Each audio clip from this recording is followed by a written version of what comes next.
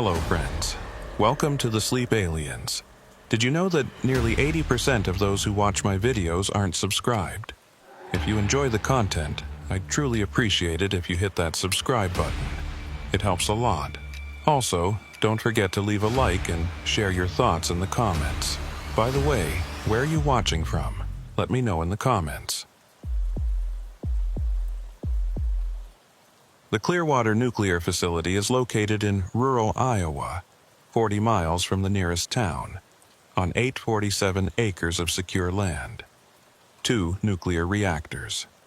Backup systems designed to withstand any conceivable disaster. Safety protocols written by people who assumed the greatest threat would come from underground. They hadn't accounted for a threat from above. On the night of March 14th, the plant continued to operate under standard conditions. Reactor 1 was running at 98% capacity. Reactor 2 had been shut down for periodic maintenance and lay cold and still behind excessively thick concrete walls. A team of 12 people was working the night shift, spread out between the control building, perimeter patrols, and gate security. Nothing out of the ordinary was happening. It was Tuesday. Calm reigned at the plant. And then, at 02:11, Adrian Holt's radio began to crackle with a muffled voice.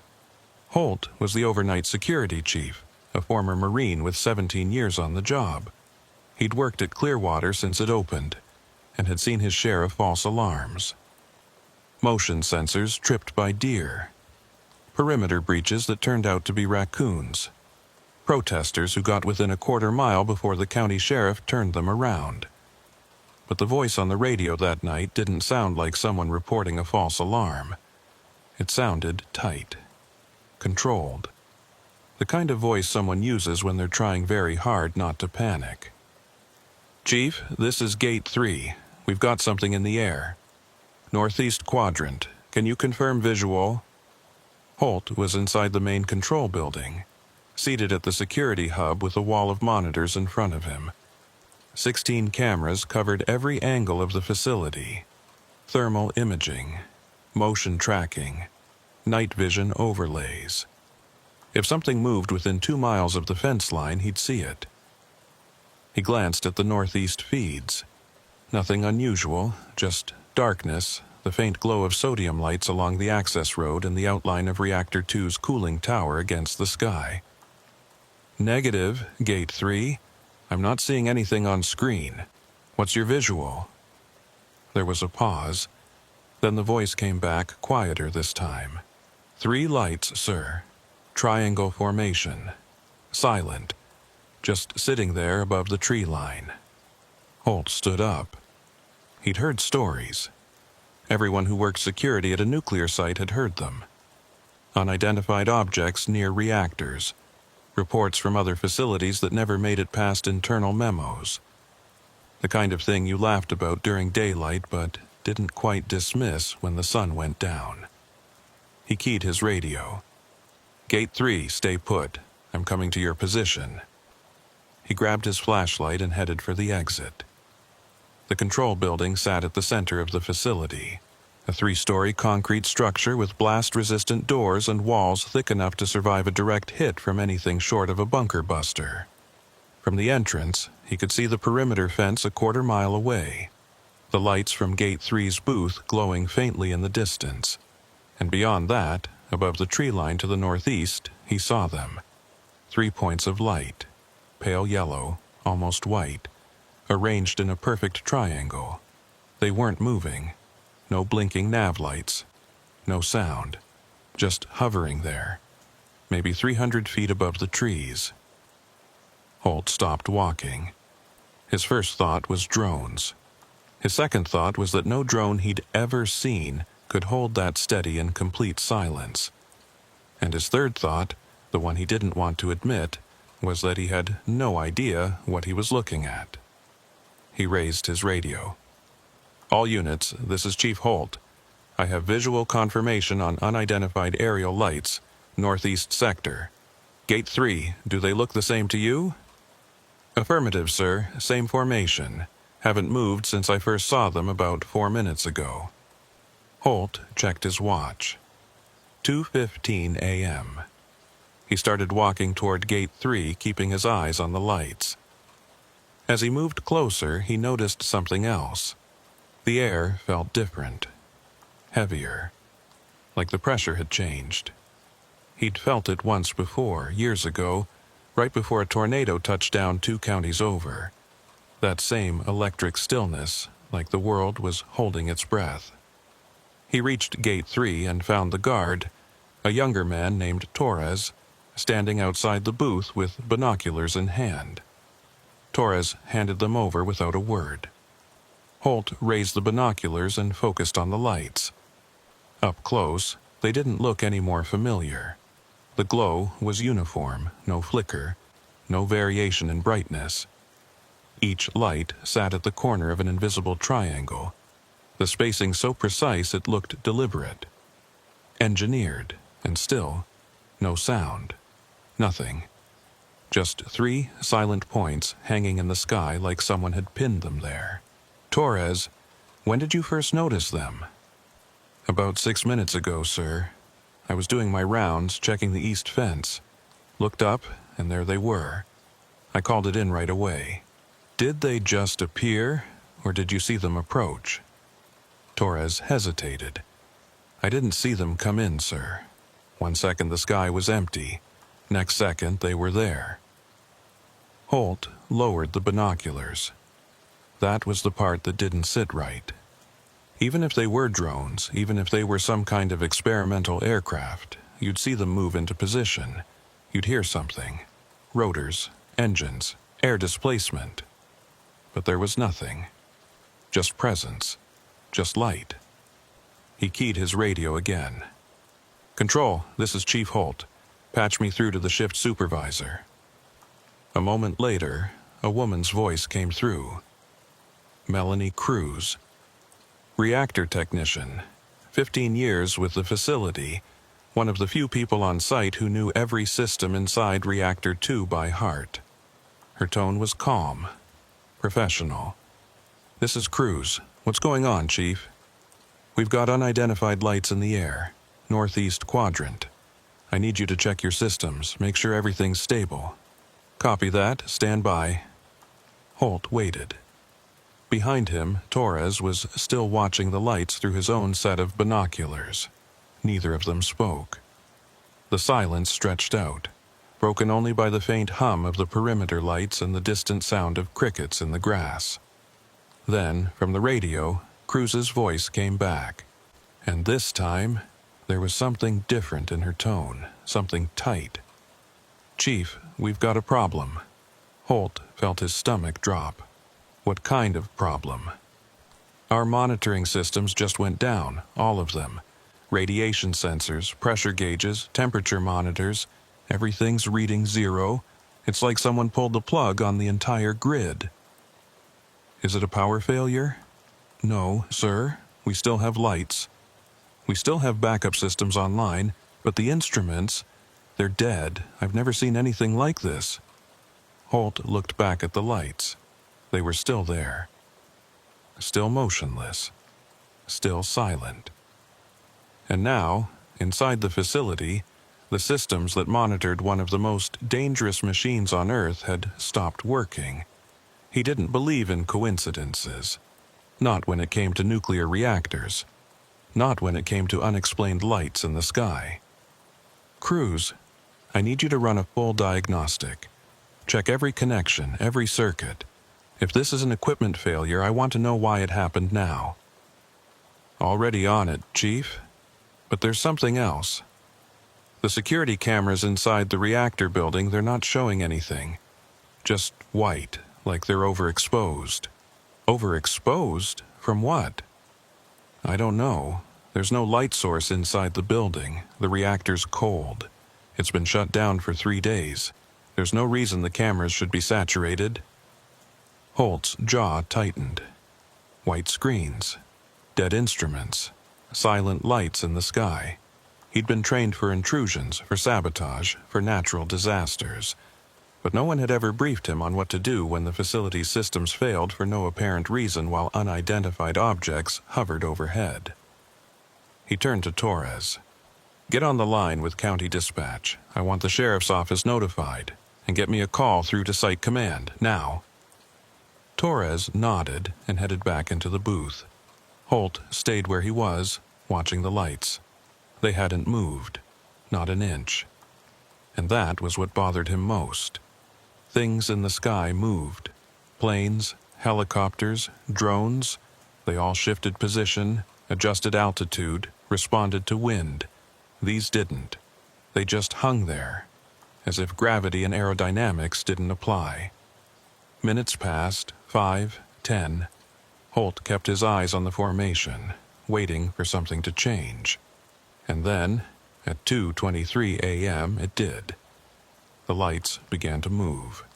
Not quickly, not erratically, just a slow, smooth glide to the west, maintaining perfect formation. No acceleration, no deceleration. Just steady, deliberate motion, as if they were sliding across an invisible track. Holt raised his binoculars again and tracked them as they drifted over the facility. They passed directly above Reactor 2, close enough that he could make out faint details. The glow wasn't coming from a single point. It was distributed across a surface, like the underside of something larger, something solid. And then, as they passed over the reactor building, the lights brightened, just for a moment, a pulse of intensity that lit up the ground below, casting sharp shadows across the cooling tower and the access roads. Holt felt his skin prickle. It wasn't heat, it wasn't radiation, it was something else, something that made the hair on his arms stand up and his heartbeat quicken. The lights continued west, moving toward the edge of the facility, and then, without warning, they accelerated. Not gradually, instantly. One moment they were drifting at a walking pace, the next they were gone. Vanished into the darkness so fast that Holt's eyes couldn't track the movement. He blinked, scanned the sky, raised the binoculars again. Nothing. Just empty black. Like they'd never been there at all. He lowered the binoculars slowly. His hands were shaking. He keyed the radio. "All units, lights are gone. Repeat, lights are no longer visible. Cruz, what's your status?" There was a pause. Then Cruz's voice came through, steady but strained. "Chief, systems are back online. Everything just came back at once. Readings are normal. Cameras are clear. It's like nothing happened." "How long were they down?" 12 minutes. From 02:11 to 02:23. Holt checked his watch. That matched exactly. The moment the lights appeared to the moment they disappeared. 12 minutes of total system failure, and then everything restored itself the instant the lights left. He didn't know what to make of that. He didn't know what to make of any of this. He turned back toward the control building and started walking. Torres caught up with him halfway. "Chief, I got through to County Dispatch. They're sending a unit, but it'll be 20 minutes. I also called Site Command. They want a full report by 06 o'clock." "Understood. Make sure every guard on duty tonight writes down exactly what they saw. Timestamps, descriptions, everything. I want it documented." "Yes, sir." "Chief, what do you think those were?" Holt didn't answer right away. He kept walking, his boots crunching on the gravel path. Finally, he said, "I don't know, Torres. But whatever they were, they knew exactly where Reactor 2 was, and they knew how to shut down our systems without touching a single piece of equipment. That's not random, that's targeted." They reached the control building and went inside. Cruz was waiting for them in the monitoring room, surrounded by screens that now showed normal readings. She looked tired, worried. Holt had known her long enough to recognize when something had rattled her, and tonight she was rattled. "Chief, I ran every diagnostic we have. There's no equipment failure, no power surge, no electromagnetic interference that should have knocked out our systems. Everything checks out. But for 12 minutes, we were blind. If Reactor 2 had been online, if there'd been an actual emergency, we wouldn't have known until it was too late. Holt crossed his arms. And the cameras? Same thing. No malfunction. No explanation for why they went white. It's like something flooded the sensors with light, but there was no light source. The reactor bay was dark the entire time. I checked the logs. Nothing. Could it have been external? Something from outside the building? Cruz shook her head. The cameras inside the reactor are shielded. They're designed to operate in high radiation environments. You'd need a directed energy pulse or something equally extreme to saturate them like that. And even then, it would leave trace signatures. There's nothing. Holt turned and looked at the main screen, which showed a live feed of Reactor 2's exterior. The cooling tower, the containment dome, the access road. Everything looked normal, quiet, secure. But something had been here. Something had hovered over the most sensitive part of the facility, knocked out every monitoring system, and then left without a trace. And now, less than half an hour later, it was as if nothing had happened at all. Cruz, I need you to pull the security footage, every camera angle from 02 Aquoke to 0230, external feeds, perimeter cameras, everything. I want to see what we captured. Already started. I'll have it ready in 10 minutes. Holt nodded. Good, and let's keep this quiet for now. No one talks about what happened tonight outside this room until we know what we're dealing with. Cruz met his eyes. Chief, do you think someone's going to try to bury this? Holt didn't answer. He didn't have to. They both knew how these things worked. Nuclear facilities operated under layers of oversight, regulation, and secrecy. If something unexplained happened, especially something that involved unidentified objects and system failures, the official response would be damage control first, investigation second. And if the investigation didn't produce answers, the incident would be filed away, classified, and forgotten. At least officially. But Holt wasn't interested in official stories. He was interested in what had actually happened. And as he stood there, watching the monitors show a facility that looked perfectly normal, he knew one thing for certain. Whatever those lights were, they hadn't come here by accident. They'd come with purpose. And that purpose had something to do with Reactor 2. He just didn't know what yet. By 3 a.m., Holt had reviewed the security footage 3 times. And with each viewing, the strangeness of what happened became harder to dismiss. The external cameras showed exactly what he'd seen with his own eyes.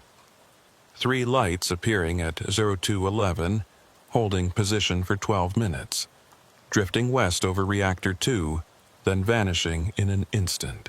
But it was the internal footage that bothered him most. Cruz pulled up the feed from Camera 7, mounted inside the Reactor 2 containment building. The timestamp showed 02:11:03.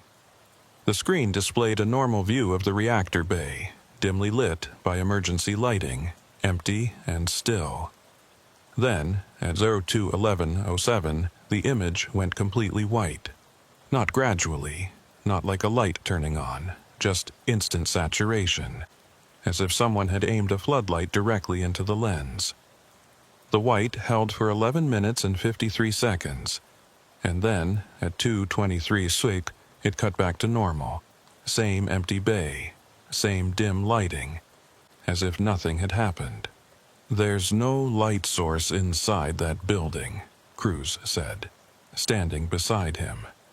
The reactor's offline. The bay is sealed. Even if someone smuggled in a flashlight, you wouldn't get this kind of uniform saturation across the entire lens.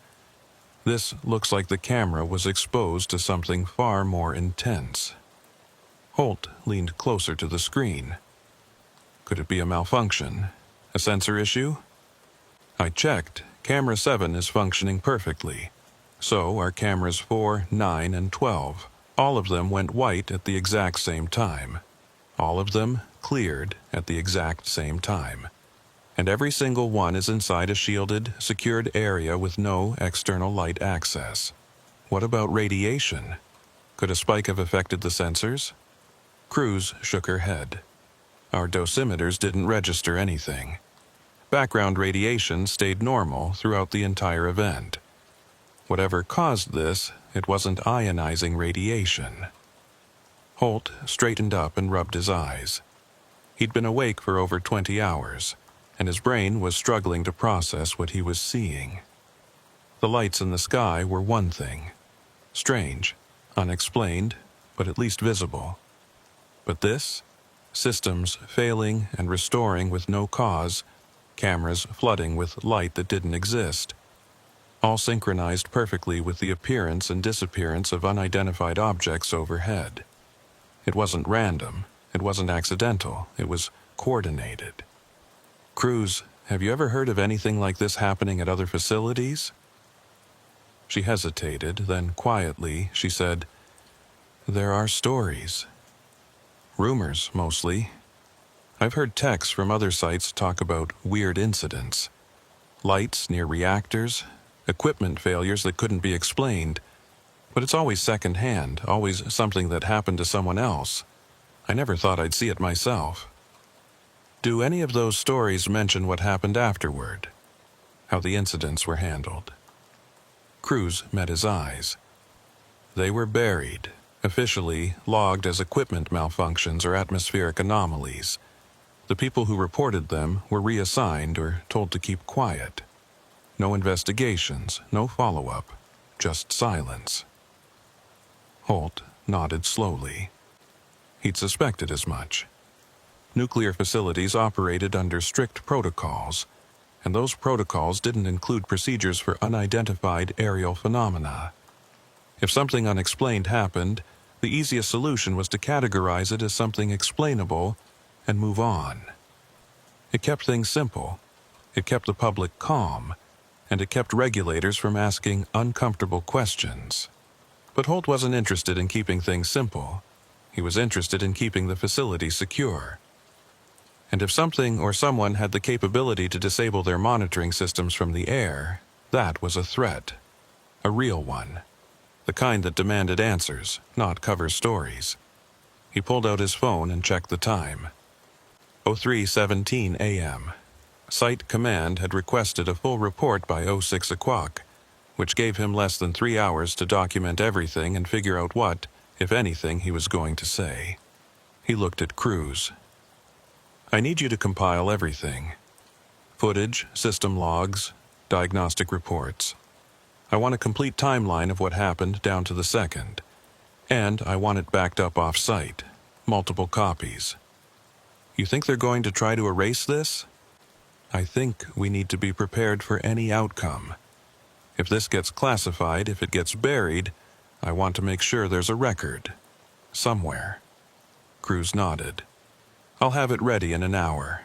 "Good. And Cruz, keep this between us for now. No one else sees the footage until I decide how to handle this."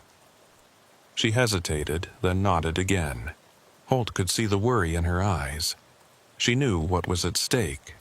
If they pushed too hard, if they asked too many questions, they'd be sidelined, reassigned, silenced. But if they stayed quiet, if they let this slide, they'd be complicit in covering up something that could happen again. Something that next time might not end with systems simply going offline and coming back. Holt left the monitoring room and headed for his office, a small space on the second floor with a desk, a filing cabinet, and a window that overlooked the facility grounds. He sat down and stared at his computer screen, the cursor blinking in an empty document.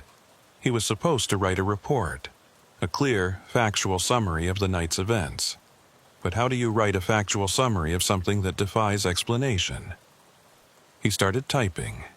Time, location, sequence of events. He kept it clinical. Objective: 3 unidentified lights observed in airborne formation.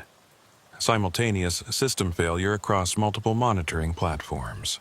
Duration: 12 minutes. Resolution: Systems restored spontaneously upon departure of unidentified objects. No equipment malfunction detected, no explanation identified. He stopped typing and read it back. It sounded insane, but it was accurate. Everything he'd written was true, verifiable, documented. And that, he realized, was the problem. The truth didn't fit the narrative. Nuclear facilities weren't supposed to experience unexplained system failures. They weren't supposed to be visited by unidentified objects, and they certainly weren't supposed to have security chiefs who wrote reports suggesting that something beyond human understanding had interfered with the reactor. His phone buzzed. A text from Torres. "Sheriff's deputy just arrived at Gate 3. Wants to talk to you." Holt sighed and stood up. He saved the document, locked his computer, and headed downstairs. The deputy was waiting outside, leaning against his patrol car with a notepad in hand. Young, mid-20s. He looked bored. "Chief Holt?" "That's me." "Deputy Kern, County Sheriff's Office. Got a call about some lights in the sky, wanted to follow up." Holt nodded. "We observed 3 unidentified lights in a triangular formation over the northeast sector at approximately 02:11 this morning.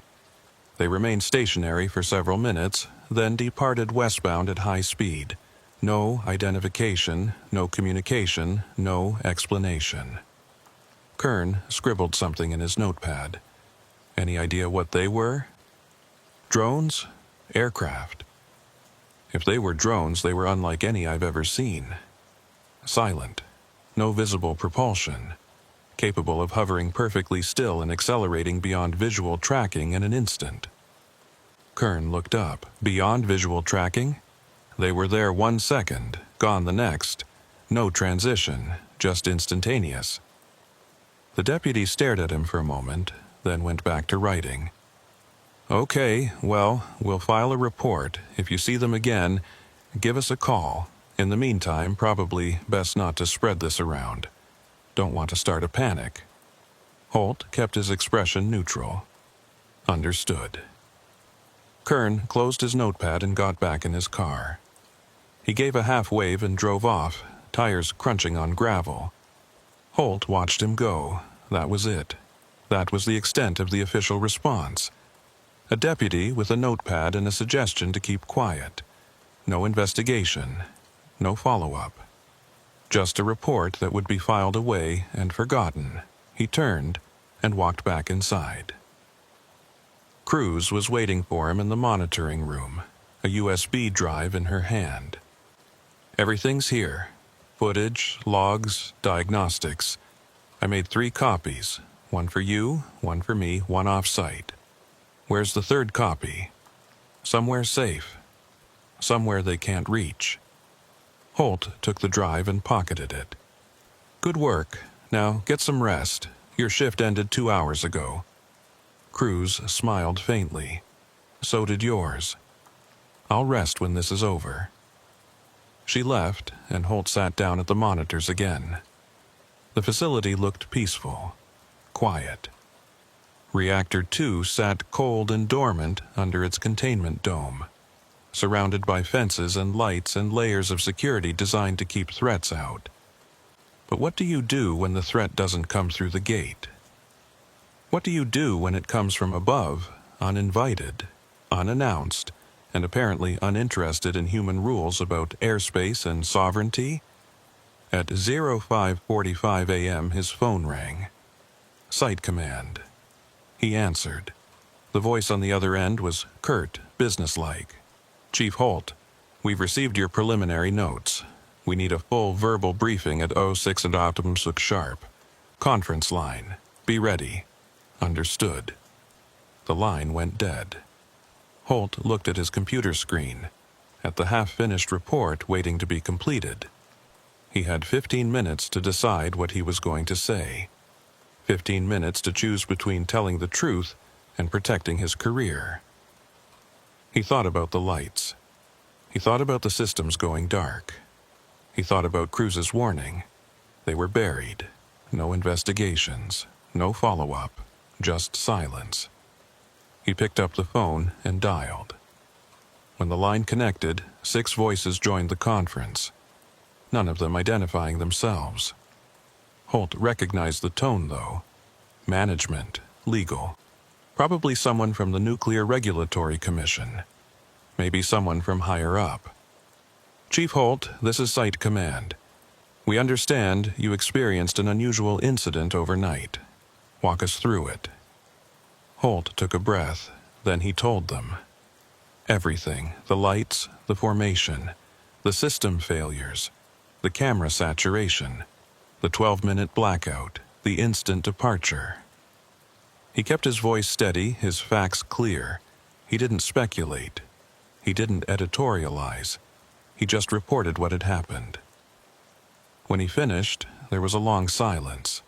Then, one of the voices spoke. Calm, measured.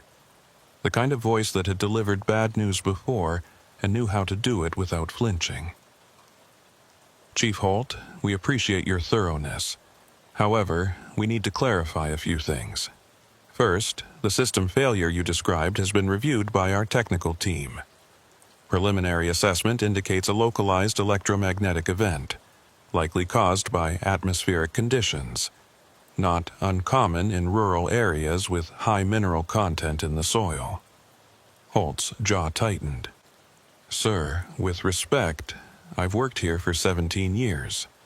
I've never seen atmospheric conditions cause a 12-minute simultaneous failure of shielded monitoring systems.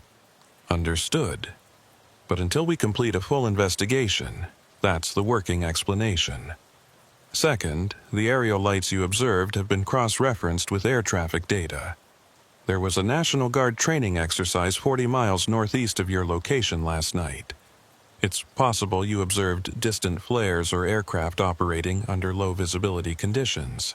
Sir, these lights were directly above the facility within 300 feet of Reactor 2, and they were stationary. Flares don't hover. Another pause. Then a different voice, sharper this time. Chief Holt, let me be direct. We have protocols for incidents like this. Protocols designed to prevent misinformation and ensure operational continuity. Your report will be logged, reviewed, and classified as an equipment anomaly pending further investigation. In the meantime, you and your staff are not to discuss this event with anyone outside the facility. That includes media, local law enforcement, and other personnel not directly involved. Is that clear? Holt closed his eyes. There it was. The wall. The silence. The institutional machine moving to cover up something it couldn't explain. He'd known it was coming. He'd just hoped for a moment that maybe this time would be different. Clear. Good. Maintain normal operations.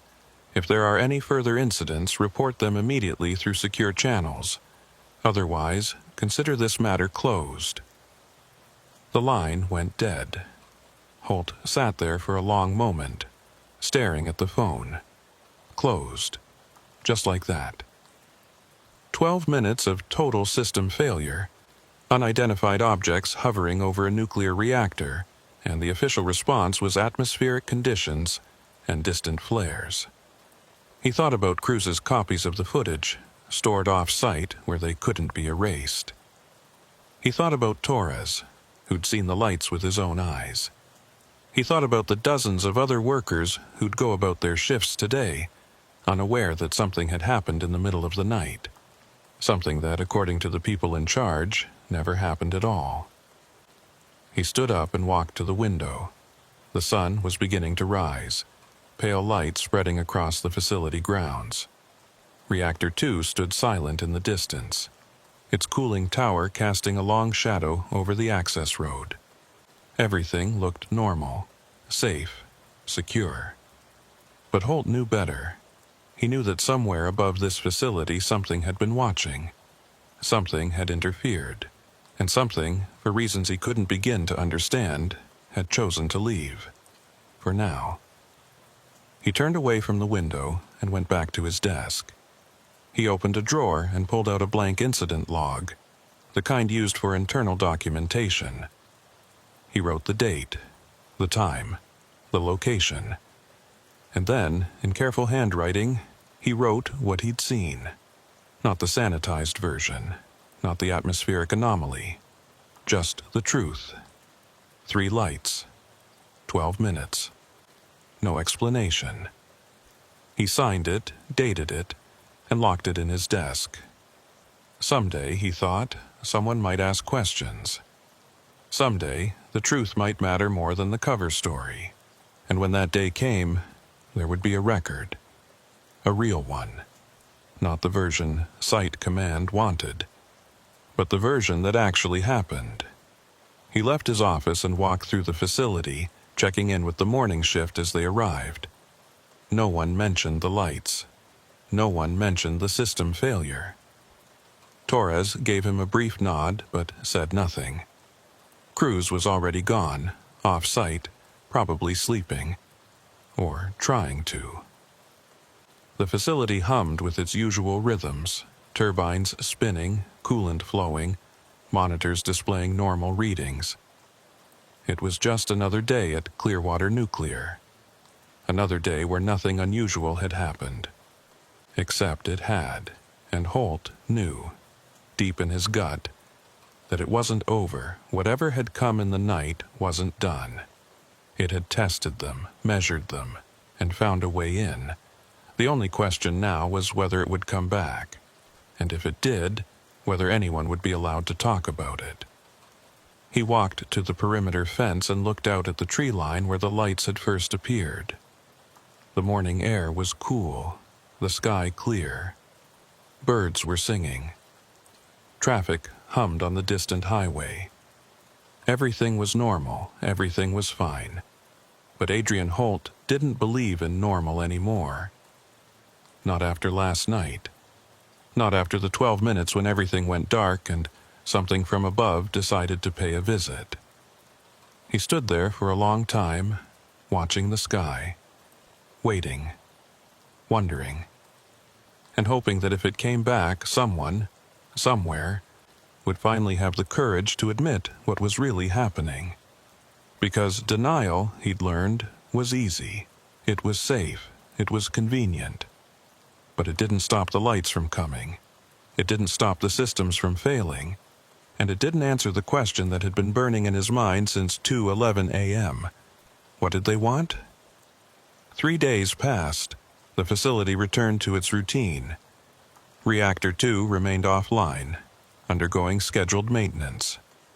Reactor 1 continued operating at full capacity.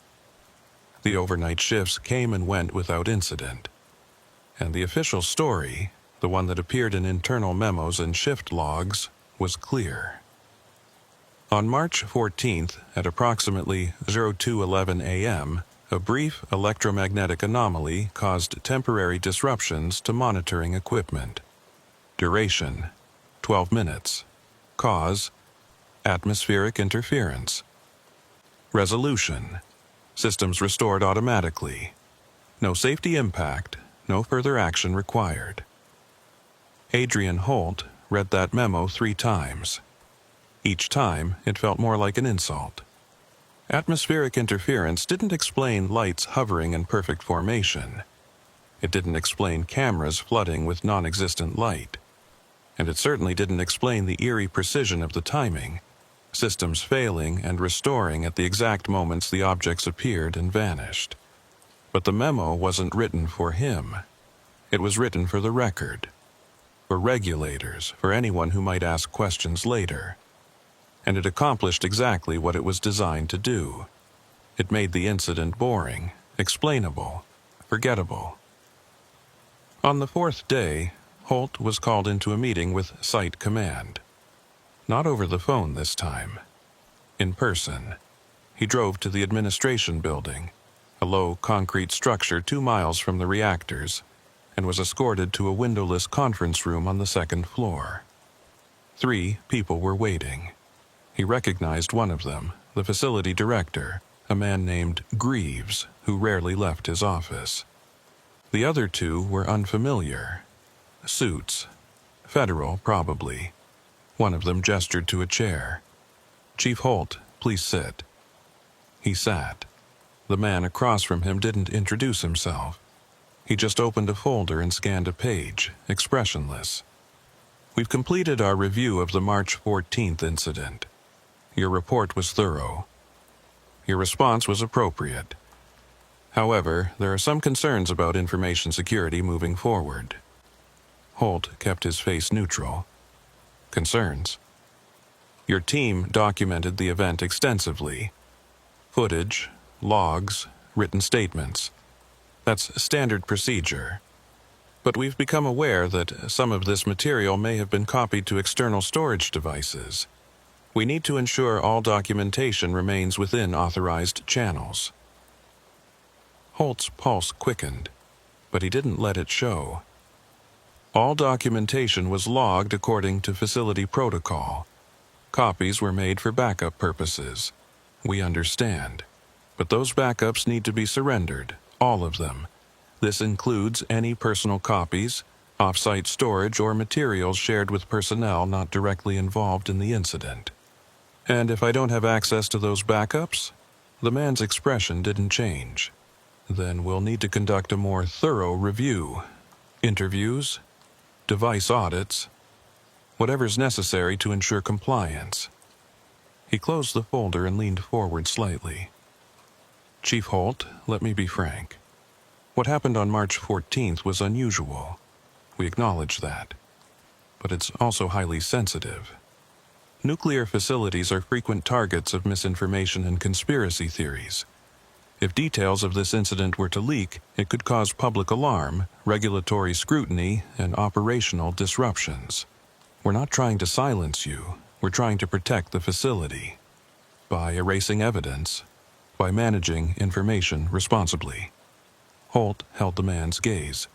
And what about the next time? If those lights come back, if the systems fail again, are we just going to call it atmospheric interference and move on? For the first time, the man hesitated. Then he said quietly, "If there is a next time, we'll handle it appropriately. But until then, this matter is closed. Do we have your cooperation?" Holt thought about Cruz, about the copies she'd made, about the USB drive in his desk drawer. He thought about Torres, who'd seen the lights with his own eyes and been told not to talk about it. He thought about the dozen other people who'd been on shift that night, all of them now carrying a secret they weren't allowed to share. And he thought about the lights themselves. Silent, precise, purposeful. Whatever they were, they'd chosen this facility for a reason, and Holt didn't believe for a second that they wouldn't be back. "You have my cooperation," he said. The man nodded. "Good. We'll need the backup materials by end of day." Holt stood and left the room. He drove back to the facility in silence, hands tight on the wheel. By the time he reached his office, he'd made a decision. He pulled the USB drive from his desk, the one Cruz had given him, and stared at it for a long moment. Then he locked it in a small fireproof safe he kept under his desk. Not surrendered, not erased, just hidden, waiting. He drafted an email to Cruz, short, vague. "Meeting went as expected. Keep your copy secure. Don't access it unless necessary." He didn't send it through facility servers. He used his personal phone, a burner email account, something untraceable. Then he deleted the sent message and cleared his browser history. It wasn't much, but it was something. That night, he worked his usual shift, midnight to 8. The facility was quiet. Reactor 2 was still offline, its containment dome dark against the starlit sky. Reactor 1 hummed steadily, turbines spinning, steam rising from cooling towers. Everything was normal. Everything was fine. But Holt couldn't shake the feeling that he was being watched. Not by security cameras or supervisors. By something else. Something beyond the fence line. Something waiting in the dark. At 02:11 a.m., he found himself standing outside, near Gate 3, looking up at the sky. The same spot where Torres had first seen the lights. The same tree line where they'd hovered in perfect formation. He didn't know what he expected to see. Maybe nothing. Maybe everything. But he needed to be there, to mark the moment, to remember. The sky was clear. No lights, no movement. Just stars and the faint glow of distant towns on the horizon. He stood there for 10 minutes, waiting, and when nothing happened, he went back inside. But the feeling didn't leave. The sense that something was out there, watching, measuring, waiting for the right moment to return. It stayed with him through the rest of his shift, through the morning briefing, through the drive home.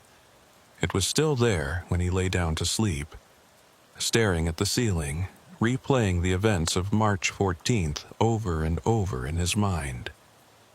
2 weeks later, Melanie Cruz resigned. No explanation, no warning.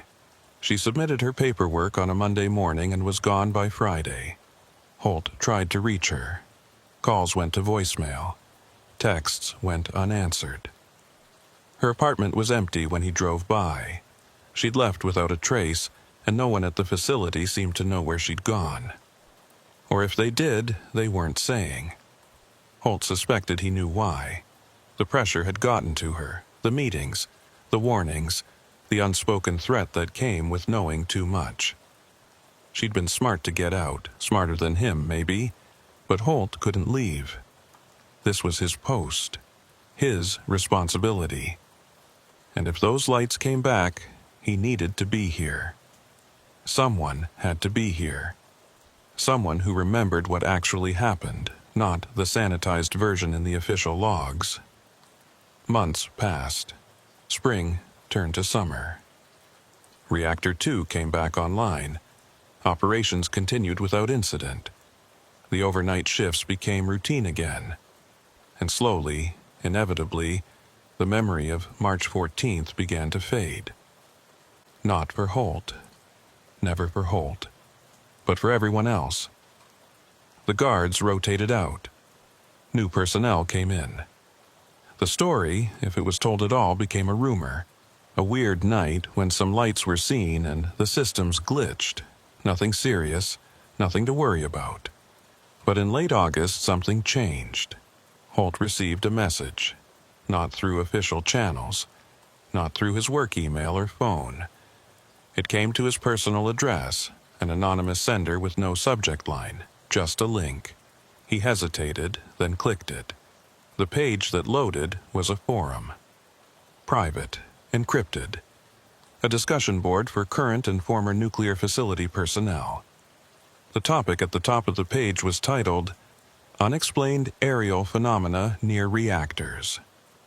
Holt scrolled through the posts, dozens of them, from people who worked at facilities across the country, Washington State, South Carolina, Arizona, Pennsylvania, all of them describing similar incidents. Lights in the sky, silent objects, system failures that couldn't be explained, and all of them, without exception, reporting the same response from management. Denial. Classification. Silence. One post stood out. It was from someone using the username TechGhost. The profile was blank. No location, no details. But the message was clear. Clearwater, March 14th. I was there. I know what happened. If you're reading this, you're not alone. And you're not crazy. This is real. And it's happening at more sites than anyone wants to admit. Holt stared at the screen. TechGhost. He didn't need to guess who it was. Cruz. She'd found a way to speak. Not publicly, not recklessly, but safely. Anonymously. And she'd left a door open for others like him. Others who'd seen something they weren't supposed to see. Others who'd been told to forget. He created an account. Verified his credentials through an encrypted process that confirmed he worked at a nuclear facility without revealing his identity. Then he posted a single message. Clearwater. March 14th, confirmed. Systems failed for 12 minutes. Lights were real. Cover-up was immediate. What do we do? The responses came within hours, from other facilities, other nights, other incidents that had been buried. And as Holt read through them, he realized something that made his blood run cold. This wasn't random. These weren't isolated events. The pattern was clear. Nuclear facilities across the country were being visited, monitored, tested, by something that could disable their systems at will. And the government's response across every site was identical. Deny, classify, silence. One post from a facility in New Mexico included a timeline. Incidents going back 20 years. Lights, system failures, encounters that matched Clearwater's almost exactly. And in every case, the official explanation was the same. Atmospheric interference, equipment malfunction, nothing to see here, but there was something to see. Holt knew it now. Everyone on that forum knew it. The question wasn't whether these incidents were real. The question was why. Why nuclear facilities? Why the repeated visits? Why the deliberate interference with monitoring systems? And most disturbing of all, what were they looking for? Holt logged out and closed his laptop. He sat in the dark for a long time, thinking. He thought about the lights, about the 12 minutes of darkness, about Cruz, wherever she was now, hiding behind encryption and anonymity. And he thought about what would happen if this pattern continued, if more facilities were visited, if the incidents escalated, if one day the lights didn't just disable the systems, if they did something worse. He pulled out the USB drive from his safe, the one with the footage, the logs, the evidence. He held it in his hand, feeling its weight. This was his insurance, his proof, and maybe if the time came, his weapon. Because denial could only last so long. Cover-ups could only hold for so many incidents. Eventually, the truth would break through. It always did. And when it did, Holt wanted to be ready. He put the drive back in the safe and locked it. Then he went to bed, though he knew he wouldn't sleep. He never slept well anymore. Not since March 14th. Not since he'd learned that the sky wasn't as empty as people liked to believe. And that the most dangerous secrets weren't buried underground. They were hidden in plain sight, hovering above the places where humanity built its most powerful machines, watching, waiting, and occasionally reminding us that we weren't alone. In the years that followed, Clearwater Nuclear Facility operated without major incident. Reactor 1 and Reactor 2 both ran smoothly, producing power for hundreds of thousands of homes. Security protocols were tightened, new monitoring systems were installed, and Adrian Holt remained at his post, watching the skies every night, waiting for the lights to return. They never did, at least not at Clearwater. But on the forum, reports continued. Other facilities, other nights. The same triangular formations, the same silent approach, the same 12-minute blackouts, and the same official denials. The pattern held, and Holt, along with dozens of others scattered across the country, kept their copies of the evidence, waiting for the day when silence would no longer be an option. Because the truth, Holt had learned, doesn't disappear just because someone wants it to. It waits, patient, persistent.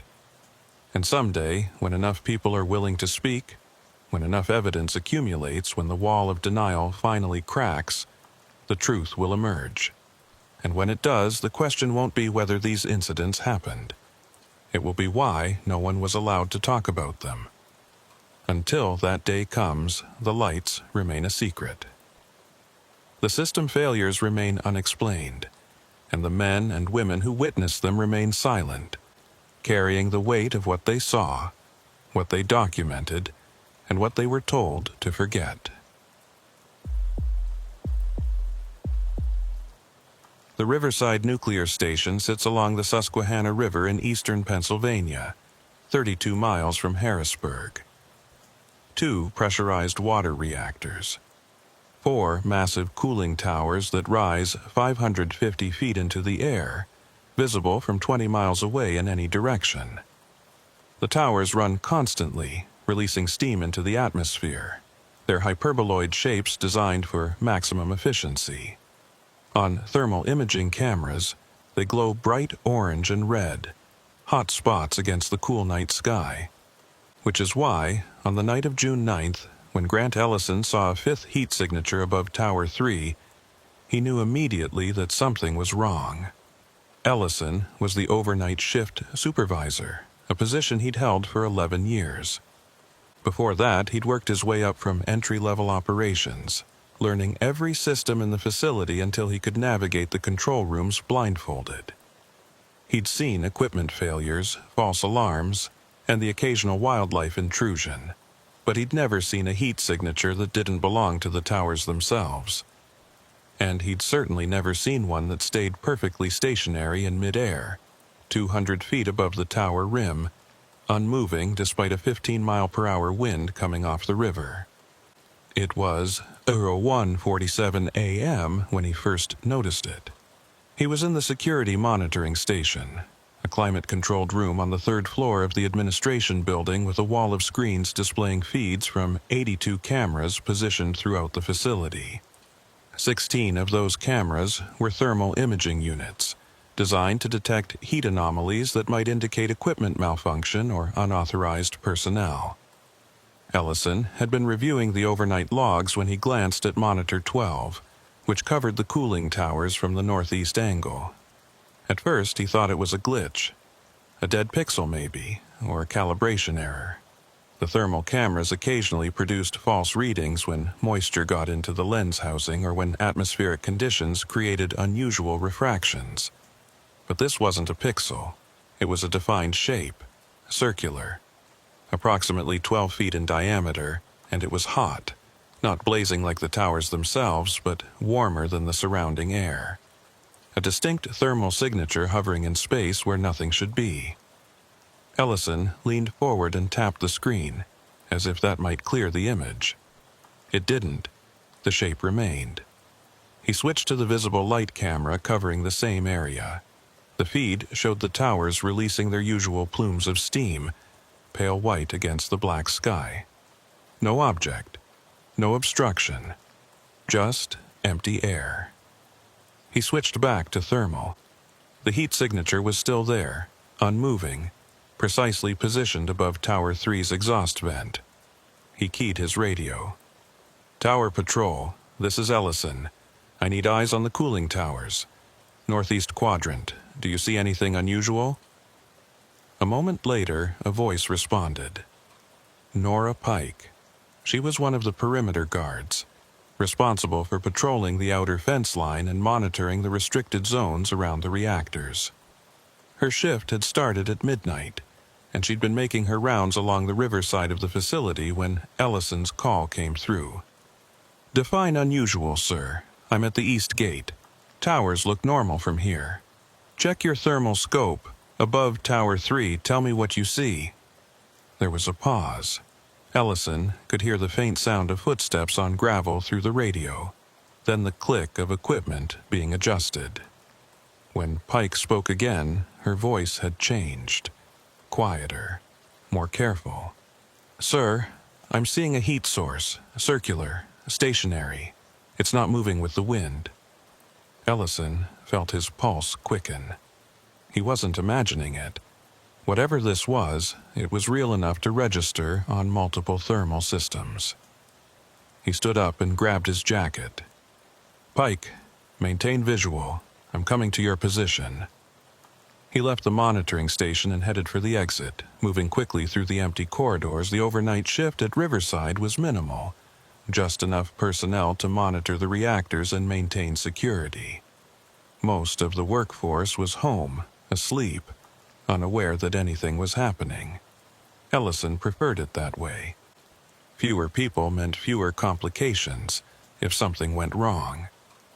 and his instincts were telling him that something was very wrong. He reached the ground floor and stepped outside into the cool night air. The facility was bathed in the pale glow of sodium lights, the kind of illumination that made everything look slightly unreal, like a film set. Ahead of him, the cooling towers loomed, massive concrete structures that dwarfed everything around them. Steam billowed from their tops, rising into the darkness and dissipating into the wind. Ellison started walking toward the east gate, where Pike was stationed. He found her standing near the fence line, holding a pair of binoculars in one hand and her thermal scope in the other. She was in her late 20s, sharp-eyed and reliable, the kind of guard who noticed details others missed. She'd been with Riverside for 3 years, long enough to know when something didn't fit the pattern. "Mr. Ellison," she said, handing him the thermal scope. "It's still there, same position, hasn't moved since I first saw it." Ellison raised the scope and looked through the eyepiece. The cooling towers appeared as bright orange cylinders, their exhaust vents glowing white-hot. And above Tower 3, suspended in the air like a marker on a map, was the heat signature. Circular, distinct, motionless. He adjusted the focus, trying to get a clearer image, but the shape remained unchanged. It was as if something warm and solid was sitting in mid-air, completely indifferent to gravity, wind, or the laws of aerodynamics. He lowered the scope and switched to the binoculars, scanning the visible spectrum. At first he saw nothing, just the towers, the steam, and the dark sky beyond. But then, as his eyes adjusted, he noticed something. A faint distortion. Not a shape exactly, more like a shimmer, a subtle bending of the light where the air seemed thicker. It was almost imperceptible, the kind of thing you'd dismiss as a trick of the eye if you weren't looking for it. But combined with the thermal signature, it was undeniable. Something was there. "Pike, do you see it? Visible light?" She raised her own binoculars and focused on the same spot. After a moment, she nodded. "Yes, sir. It's like the air is warped. I can see the edge of it against the steam." Ellison's jaw tightened. He'd worked at nuclear facilities long enough to know that unexplained objects near reactors were taken seriously. Drones, aircraft, even weather balloons, they all required immediate investigation and documentation. But this wasn't a drone. Drones made noise. They had navigation lights. They moved. This was silent, dark, and stationary, and it was hovering directly above one of the most critical components of the facility. He pulled out his phone to call the control room. The screen lit up, showing full signal strength. He started to dial, then stopped. The signal bars were dropping. 5 bars. 4, 3, 2, 1. No signal. He stared at the screen, confused. He was less than a quarter mile from the administration building, well within range of the facility's cell tower. There was no reason for the signal to drop like that. "Pike, check your phone." She pulled out her device and looked at the screen. No signal. It just went dead. Ellison felt a chill run down his spine. One phone losing signal could be a malfunction. 2 phones, at the exact same time, was something else. He keyed his radio. "Control, this is Ellison. We have an unidentified heat signature above Tower 3 and a possible communications disruption. I need you to verify radio functionality and check for interference." The radio crackled. Then a voice came through, clear but tense. "Ellison, this is Control. We're reading you loud and clear, but we've got a problem. Every mobile device on site just lost connectivity. Facility network is still up, but cellular and satellite are down.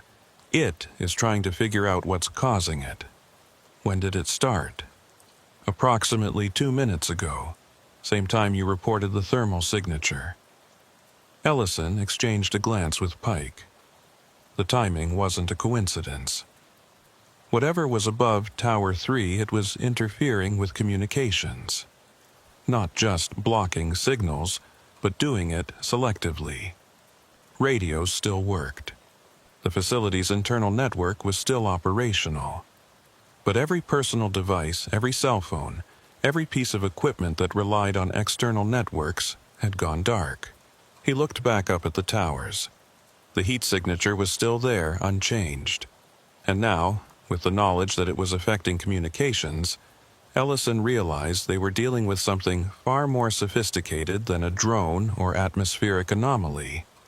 This was deliberate, controlled, and it was choosing what to disrupt and what to leave alone.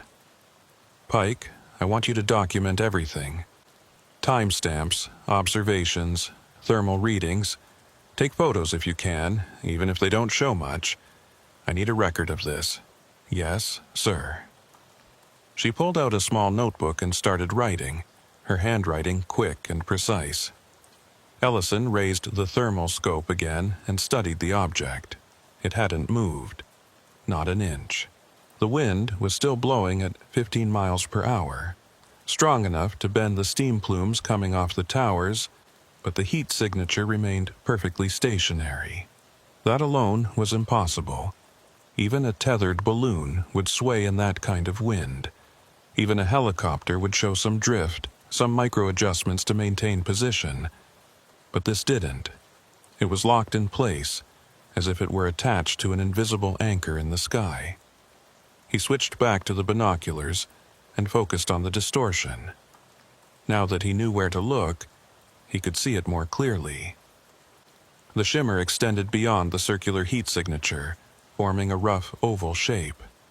And within that oval, the stars behind it seemed to warp slightly, their light bending around the edges like water flowing past a stone. It was subtle, almost imperceptible, but it was there. A visual confirmation that something solid was occupying that space. "Mr. Ellison," Pike said quietly, "what do you think it is?" He didn't answer right away. He wanted to say it was a drone, a weather balloon, some kind of experimental aircraft from a nearby military base. But none of those explanations fit the evidence. Drones didn't hover in high winds without visible propulsion. Weather balloons didn't generate heat signatures, and military aircraft didn't selectively jam civilian communications while leaving facility radios untouched. Whatever this was, it was something he'd never encountered before, and that terrified him. "I don't know," he said finally, "but I need to get closer." Pike looked at him. "Sir, if that thing is causing electromagnetic interference, getting closer might not be safe." "Noted, but we need more data. Stay here and keep monitoring. If anything changes, radio immediately." "Understood." Ellison started walking towards the towers, his boots crunching on the gravel access road. The facility was eerily quiet, the usual hum of machinery muted by the thick concrete walls of the reactor buildings. Above him, the heat signature remained motionless, a silent sentinel hovering in the darkness.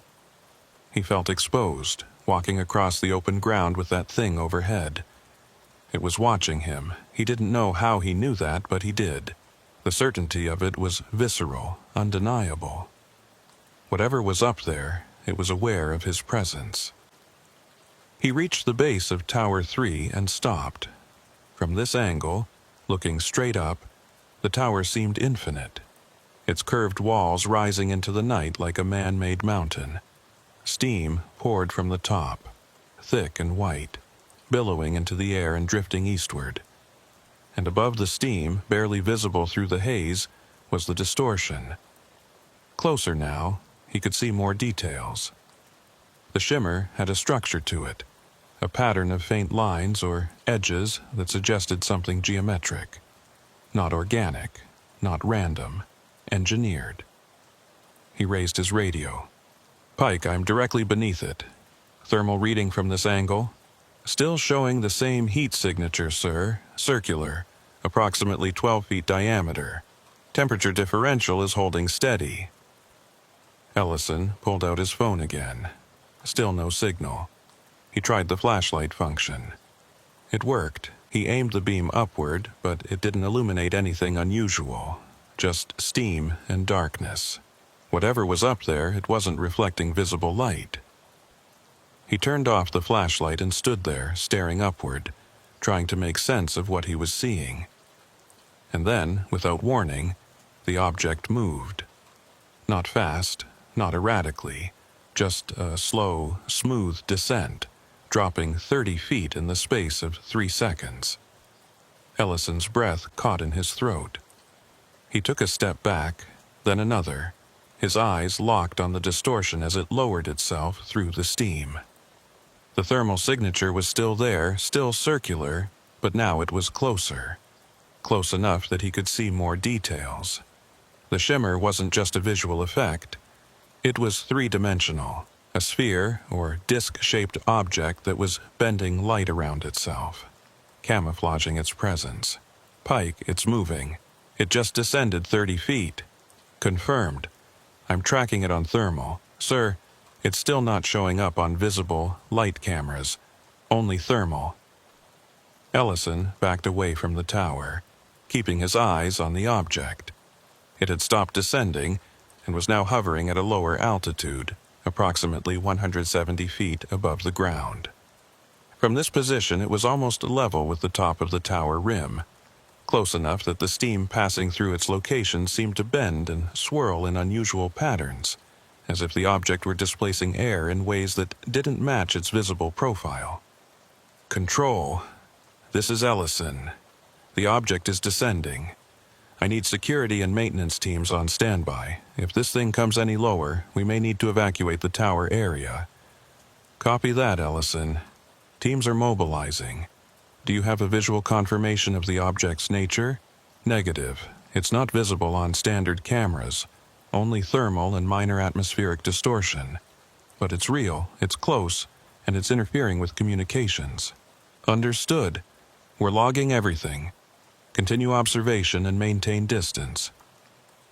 Ellison stayed where he was, watching the object. It hovered for another minute, unmoving, silent. And then, just as slowly as it had descended, it began to rise. 30 feet, 60 feet, 100 feet.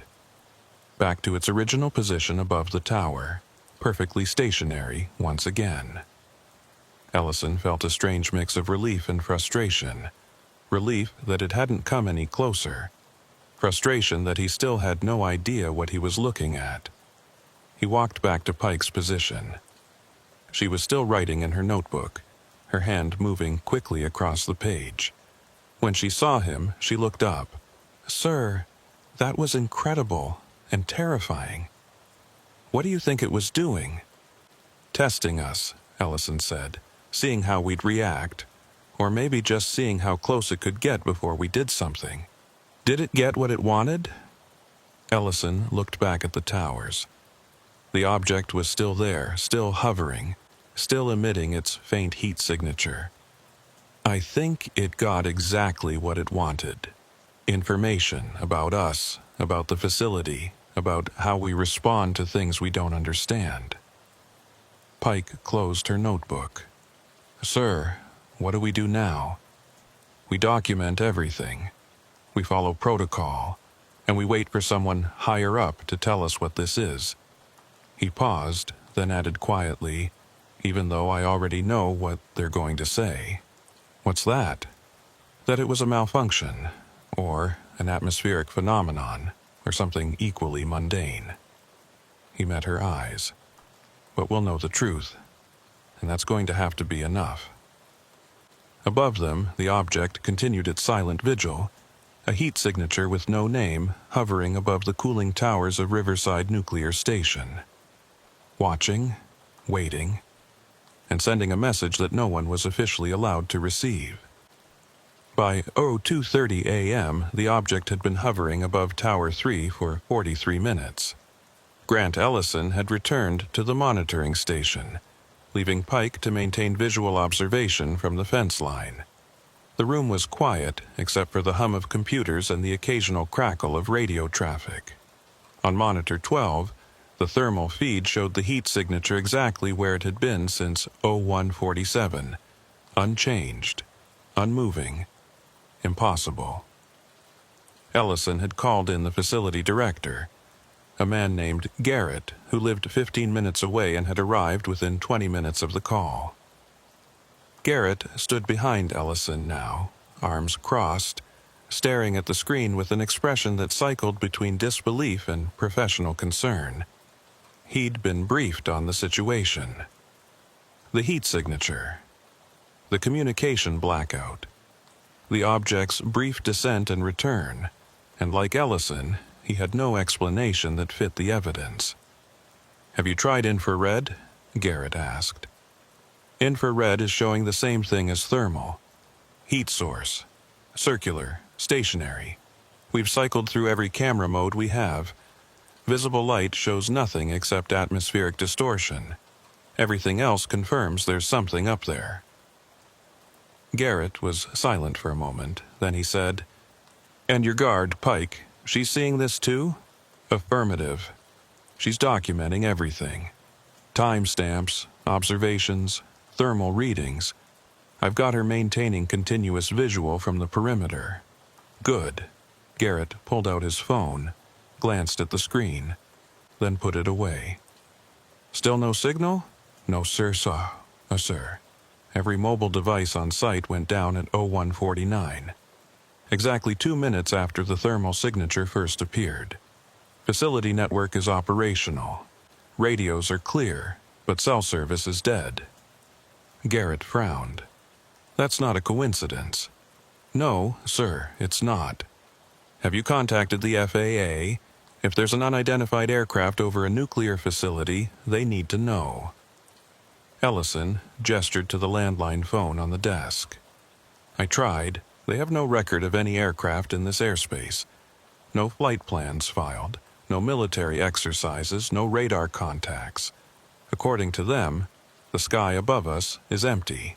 But it's not." "No, sir, it's not." Garrett walked closer to the monitors and studied the thermal feed. The heat signature glowed orange against the cooler background, a perfect circle suspended in midair. He watched it for a full minute, waiting for movement, for any sign of change. Nothing. It just hung there, defying physics, defying explanation. "How much longer do we wait?" Garrett asked. "As long as it takes," Ellison said. "If that thing moves again, if it descends further, we'll need to initiate evacuation protocols. But right now, it's not threatening anyone. It's just there." "Just there," Garrett repeated, "hovering over one of our cooling towers, jamming our communications.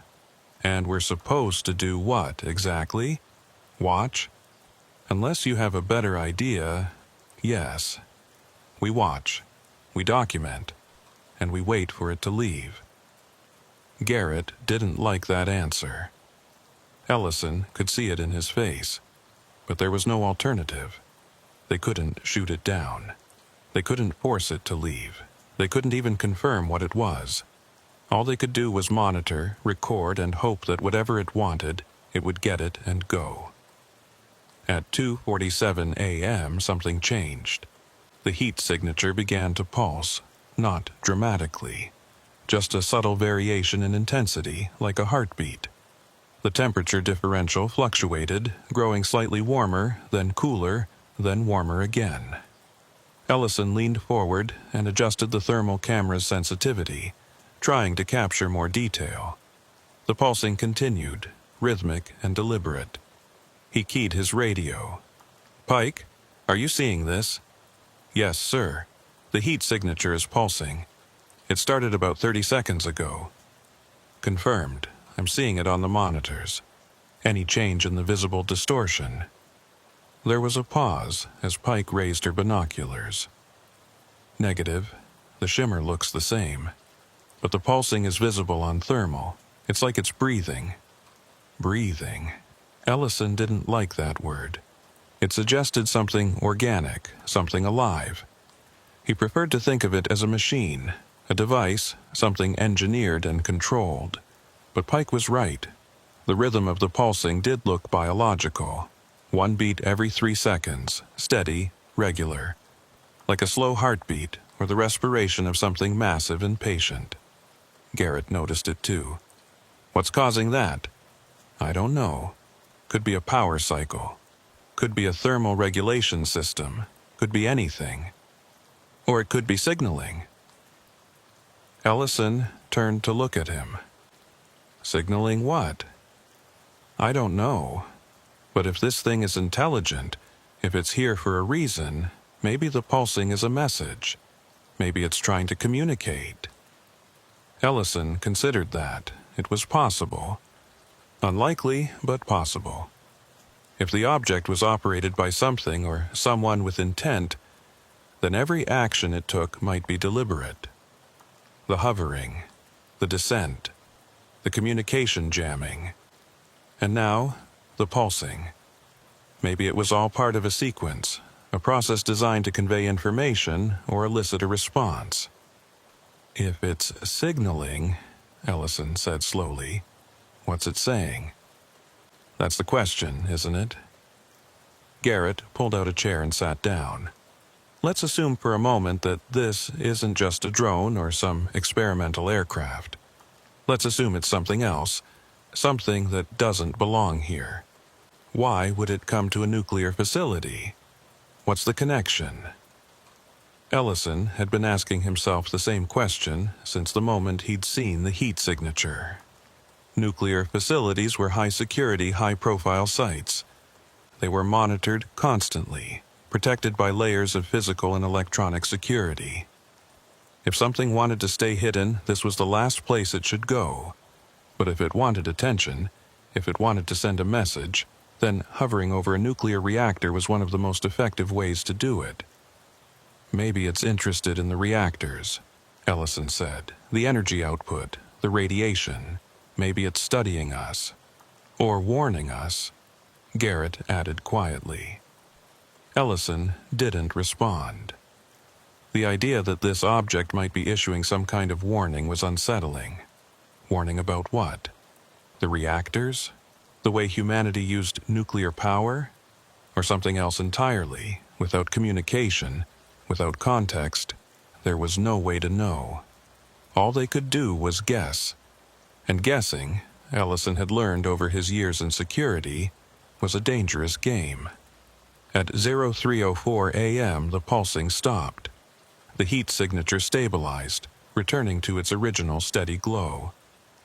Ellison noted the time in his log. 17 minutes of pulsing, then silence, or rather stillness. The object remained where it was, hovering above Tower 3 as motionless as before. Pike's voice came through the radio. Sir, the pulsing has ceased. Thermal signature is stable again. Confirmed. Continue monitoring. Yes, sir. Mr. Ellison, I have a question. Go ahead. If this thing wanted to do damage, if it was hostile, why hasn't it done anything? It's been here for over an hour. It's had plenty of opportunities, but all it's done is hover and pulse. Why? It was a good question, one that Ellison had been wrestling with himself. If the object was a threat, it had already demonstrated capabilities that far exceeded anything he'd encountered. It could jam communications selectively. It could remain stationary in high winds without visible propulsion. It could evade standard visual detection while showing up on thermal imaging. If it wanted to cause harm, it could have done so already. But it hadn't. It was just there, watching, waiting. Maybe it's not hostile, Ellison said. Maybe it's just curious. Or maybe it's waiting for something, Garrett interjected. Waiting for the right moment, or the right response. We don't know its intentions because it hasn't shown us yet. Ellison nodded. That was the most unsettling part. Not knowing. Not understanding. Being observed by something that could disable their phones, descend toward their facility, and then retreat without explanation. It was a demonstration of control, a reminder that whatever this was, it held all the cards. Time crawled forward. Minutes felt like hours. Ellison rotated through the camera feeds, checking every angle, looking for changes, for movement, for anything that might give him more information. The facility remained quiet. The reactors hummed steadily. The towers released their endless plumes of steam. And above Tower 3 the object continued its silent watch. At 03:41 a.m. Ellison's radio crackled. It was Pike, and her voice was tight. "Sir, we have movement. The object is ascending." Ellison snapped his attention to monitor 12. The thermal feed showed the heat signature rising slowly, gaining altitude. 10 feet, 20, 30. It climbed steadily, pulling away from the tower, rising into the open sky. "Confirmed," Ellison said. "I'm tracking it, altitude increasing. Pike, can you still see it on thermal?" "Yes, sir.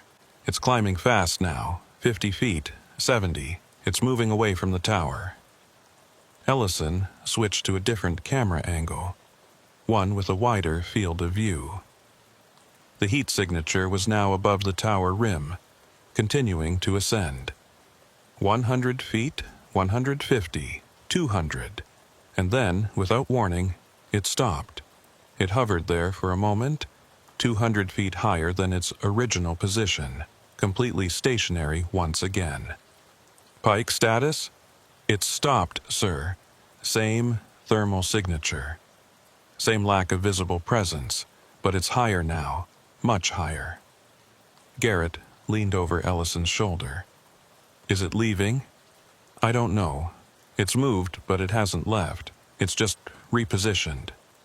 They waited. The object remained at its new altitude for 3 minutes.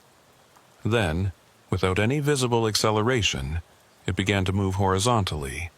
Not fast, but deliberate. It drifted westward, away from Tower 3, passing over Tower 4 and then beyond the facility's perimeter. Ellison tracked it on the thermal cameras as long as he could, watching the heat signature grow smaller, fainter, until it finally disappeared from view. "Pike, do you still have visual?" "Negative, sir. I lost it about 30 seconds ago. It moved beyond my line of sight." Ellison checked his phone. The screen lit up. 5 bars. Full signal. He looked at Garrett, who was doing the same. Garrett's phone showed the same thing. Connectivity restored. The moment the object left the facility, the communication blackout ended. "It's gone," Garrett said quietly, "and everything's back to normal." "For now," Ellison replied. He pulled up the facility system logs and began scrolling through the data. Every sensor, every camera, every piece of equipment had functioned normally throughout the encounter. There were no malfunctions, no equipment failures, just the selective jamming of cell phones and the appearance of an unexplained thermal signature that defied every conventional explanation. Garrett stood up and walked to the window. Outside, the facility was bathed in the pale glow of dawn. The sky was beginning to lighten, turning from black to deep blue. The cooling towers stood silent and solid, their steam rising into the morning air. Everything looked normal, but Garrett knew, as did Ellison, that normal was a word that no longer applied. Not after tonight. "We need to write a report," Garrett said. "I know. And we need to be very careful about what we say." Ellison turned in his chair. "Sir, we document what happened. The thermal signature, the communication disruption, the timeline, everything. That's our job. Our job is also to avoid panic," Garrett said. "If word gets out that an unidentified object hovered over this facility for nearly 2 hours, if the media picks it up, if regulators start asking questions we can't answer, this place could be shut down. Thousands of jobs, millions of dollars. All gone because we reported something we don't understand." Ellison's jaw tightened. "So what are you suggesting? That we bury it?" I'm suggesting we be strategic. We report the facts, but we frame them carefully. Equipment anomaly, atmospheric phenomenon, something explainable. But it's not explainable. Then we make it explainable. Garrett's voice hardened. Look, Ellison, I don't like this any more than you do, but we have responsibilities. To the facility, to the people who work here, to the community that depends on the power we provide. If we report this as an unexplained event, it's going to create problems we can't solve. Ellison stared at him. He'd been through situations like this before.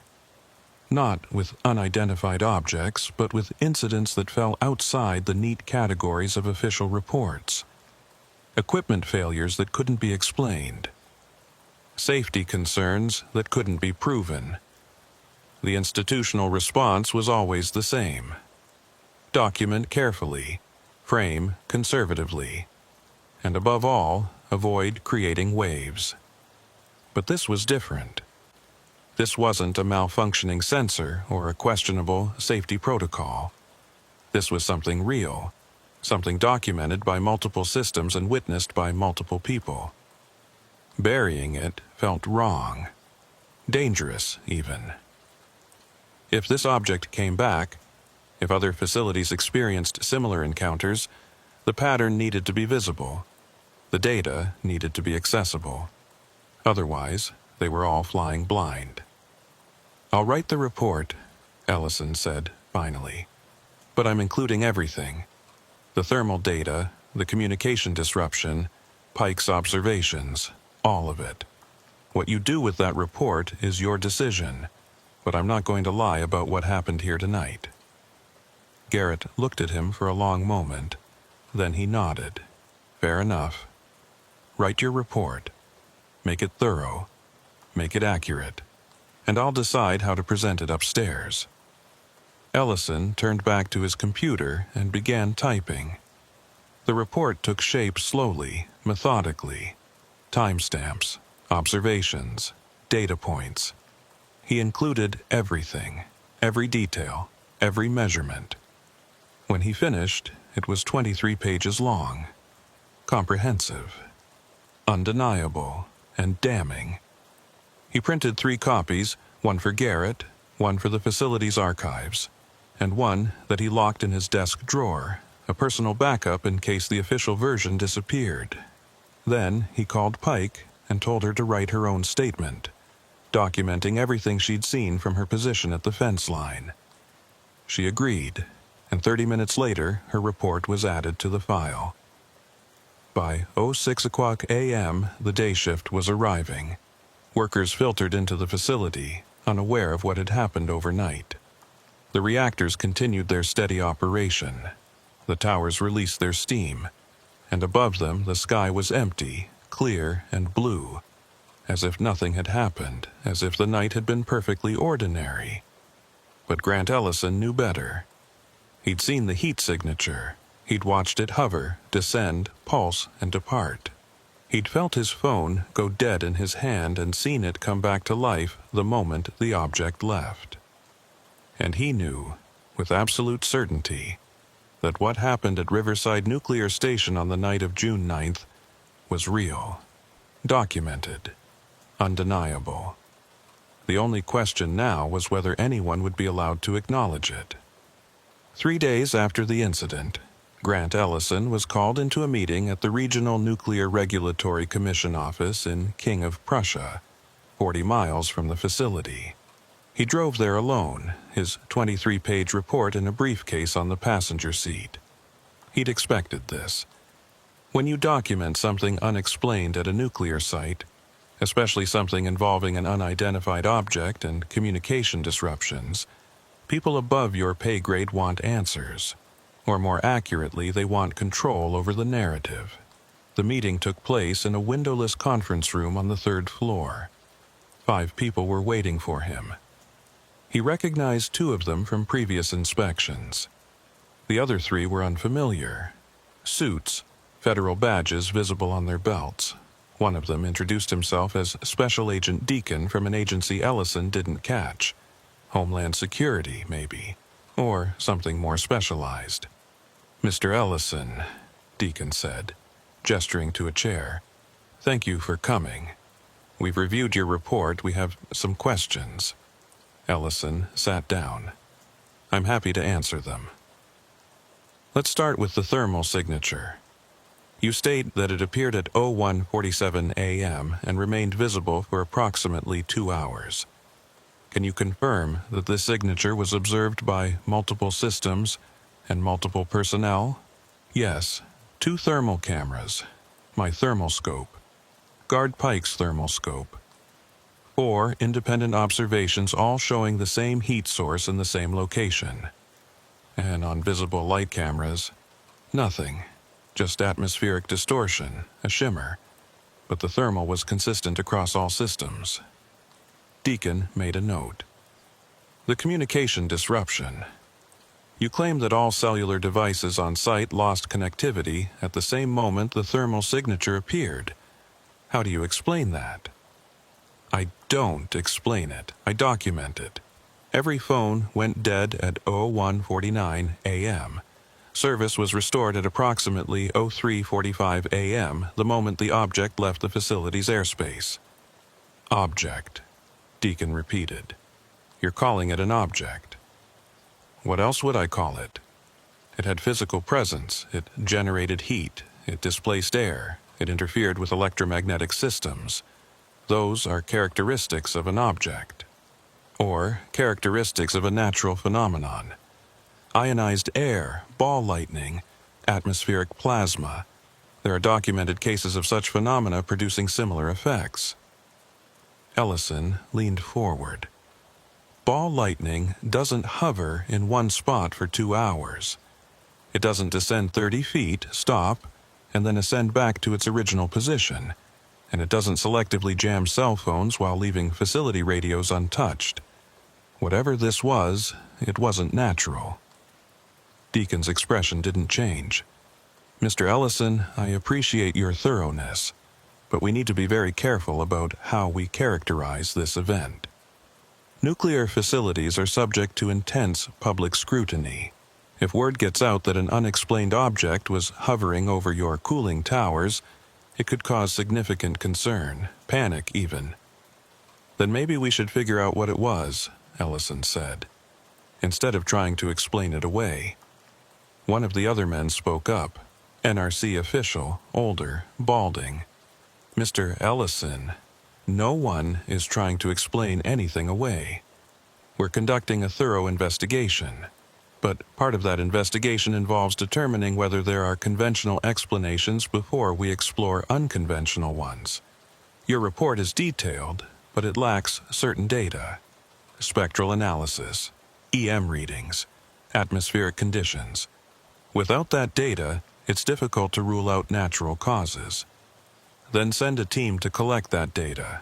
If this happens again, if another facility reports something similar, you'll want baseline measurements, you'll want protocols in place.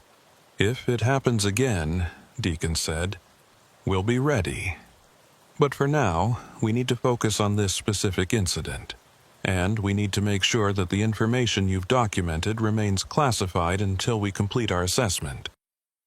There it was. The word Ellison had been waiting for. Classified. The convenient label that turned transparency into secrecy, evidence into silence. He'd seen it before at other facilities with other incidents. Anything that didn't fit the official narrative got stamped with that word and disappeared into filing cabinets no one was allowed to open. "Classified," Ellison said flatly. "So, no one can talk about what happened." "We're not asking you to lie," Deacon clarified. "We're asking you to refrain from discussing this event outside official channels, with media, with other facilities, with anyone who doesn't have clearance. This is standard procedure for incidents involving sensitive infrastructure." Ellison looked around the room. 5 faces, all professionally neutral, all waiting for his compliance. He thought about Pike, who'd been pulled into a similar meeting the day before. He thought about Garrett, who'd already received his instructions, and he thought about the object itself, hovering above Tower 3, pulsing with a deliberate rhythm, watching them all with invisible eyes. "I'll comply with classification protocols," Ellison said carefully. "But I want assurances that this incident will be investigated properly, that if similar events occur at other sites, the pattern will be recognized, and that the people responsible for security at nuclear facilities will have access to information that might keep them safe." Deacon nodded. "You have my word. This incident is being taken seriously. Your report will be filed with appropriate agencies, and if there are additional occurrences, you'll be informed." Ellison didn't believe him, but he also didn't have a choice. He signed the non-disclosure agreement they put in front of him, collected his briefcase, and left. On the drive back to Riverside, he thought about the implications. If this was happening at multiple facilities, if there was a pattern, how many reports were being filed away under classification orders? How many security chiefs and guards and technicians had seen something they couldn't explain and been told to stay quiet about it? Back at Riverside, operations continued as normal. The incident was never mentioned in official communications. Garrett distributed a brief memo stating that a minor equipment anomaly had occurred on June 9th and had been resolved without impact to operations. No details, no explanation. Just a single paragraph that made the entire event sound routine and forgettable. Pike approached Ellison 3 days later in the security office. She looked tired, stressed. She closed the door behind her and spoke quietly. "Mr. Ellison, can I ask you something?" "Go ahead." "Do you think they believed us? The people at the NRC? The federal agents? Do you think they actually believe what we saw?" Ellison considered the question. "I think they believe the data, the thermal readings, the communication logs. But whether they believe it was something unexplained, or whether they're choosing to frame it as something explainable, that's different. They told me it was probably an atmospheric event, a temperature inversion that created a false thermal signature. They told me the same thing." Pike shook her head. "But that doesn't explain the descent, or the pulsing, or the way it moved away when it left. Temperature inversions don't do that." "No," Ellison agreed, "they don't." "So what was it?" Ellison met her eyes. "I don't know, but I know what it wasn't. It wasn't natural, it wasn't random, and it wasn't a mistake. Whatever that thing was, it came here deliberately. It observed us, it tested our responses, and then it left. Will it come back? I don't know that either. But if it does, we'll be ready, and we'll document it, just like we did this time." Pike nodded slowly. She looked like she wanted to say more, but didn't. Instead, she turned and left, leaving Ellison alone in the office. He pulled out his personal copy of the report, the one locked in his desk drawer, and read through it again. Every word was accurate, every timestamp was precise, and every conclusion was supported by data. But none of that mattered if no one was allowed to see it. Weeks passed, then months. The incident faded from immediate memory, replaced by the daily rhythms of facility operations. Ellison continued his shifts, monitoring screens, reviewing logs, maintaining security protocols. Pike continued her patrols. Garrett continued managing the facility. And above them, the cooling towers continued releasing their endless plumes of steam into the sky. On a warm night in late August, Ellison found himself back in the monitoring station during the overnight shift. Monitor 12 showed the thermal feed of the cooling towers, the same angle he'd been watching on June 9th. The towers glowed orange and red, their heat signatures bright and familiar. He scanned the rest of the view. Empty air, clear sky. Nothing unusual, but he kept watching, because now he knew what to look for. the faint circular shape that might appear above Tower 3, the heat signature that didn't belong, the moment when all the phones would go dead and something invisible would descend from the darkness. He didn't know if it would happen again, but if it did, he would be ready. His phone buzzed. A text message, unknown number. The message was short. "Riverside isn't the only one. Check the network." Ellison frowned. What network? He deleted the text and went back to the monitors. But the message stayed with him. Riverside isn't the only one. That implied there were others. Other facilities, other incidents. Other security chiefs sitting in monitoring stations watching thermal feeds, waiting for heat signatures that shouldn't exist. He opened his computer and navigated to a private forum he'd heard about but never accessed. A secure site where nuclear facility personnel could share information anonymously. He'd never had a reason to visit before. But now, after June 9th, after the meetings and the classification orders, and the sense that something bigger was being hidden, he needed to know. The forum required verification.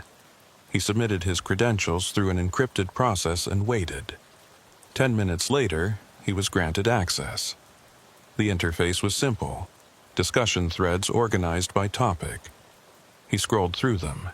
Equipment failures, safety protocols, regulatory updates. And then, near the bottom, a thread titled, "Unexplained Aerial Observations Near Reactors." Ellison clicked it. The thread had over 200 posts. Facility personnel from across the country, all describing similar incidents. Thermal signatures, communication disruptions, objects that hovered without visible means of propulsion, and in every case, official explanations that didn't match the evidence. Atmospheric phenomena, equipment malfunctions, weather anomalies. But the personnel knew better. They'd seen the data, they'd watched the objects, and they'd been told to stay silent. Ellison read through the posts, his sense of isolation evaporating with each entry. He wasn't alone. Pike wasn't alone. This was happening nationwide, maybe worldwide. A pattern so consistent it could no longer be dismissed as coincidence or error. He hesitated, then created a new post. He didn't use his name, just his facility's region. Eastern Pennsylvania, June 9th. Thermal signature above cooling tower. 2-hour duration. Communication blackout. Object descended, pulsed, then departed. Classified by NRC. He hit submit and closed the laptop. Within an hour, he had 17 responses. Other facilities. Other dates. Other encounters that matched his almost exactly. Some had video. Some had spectral analysis.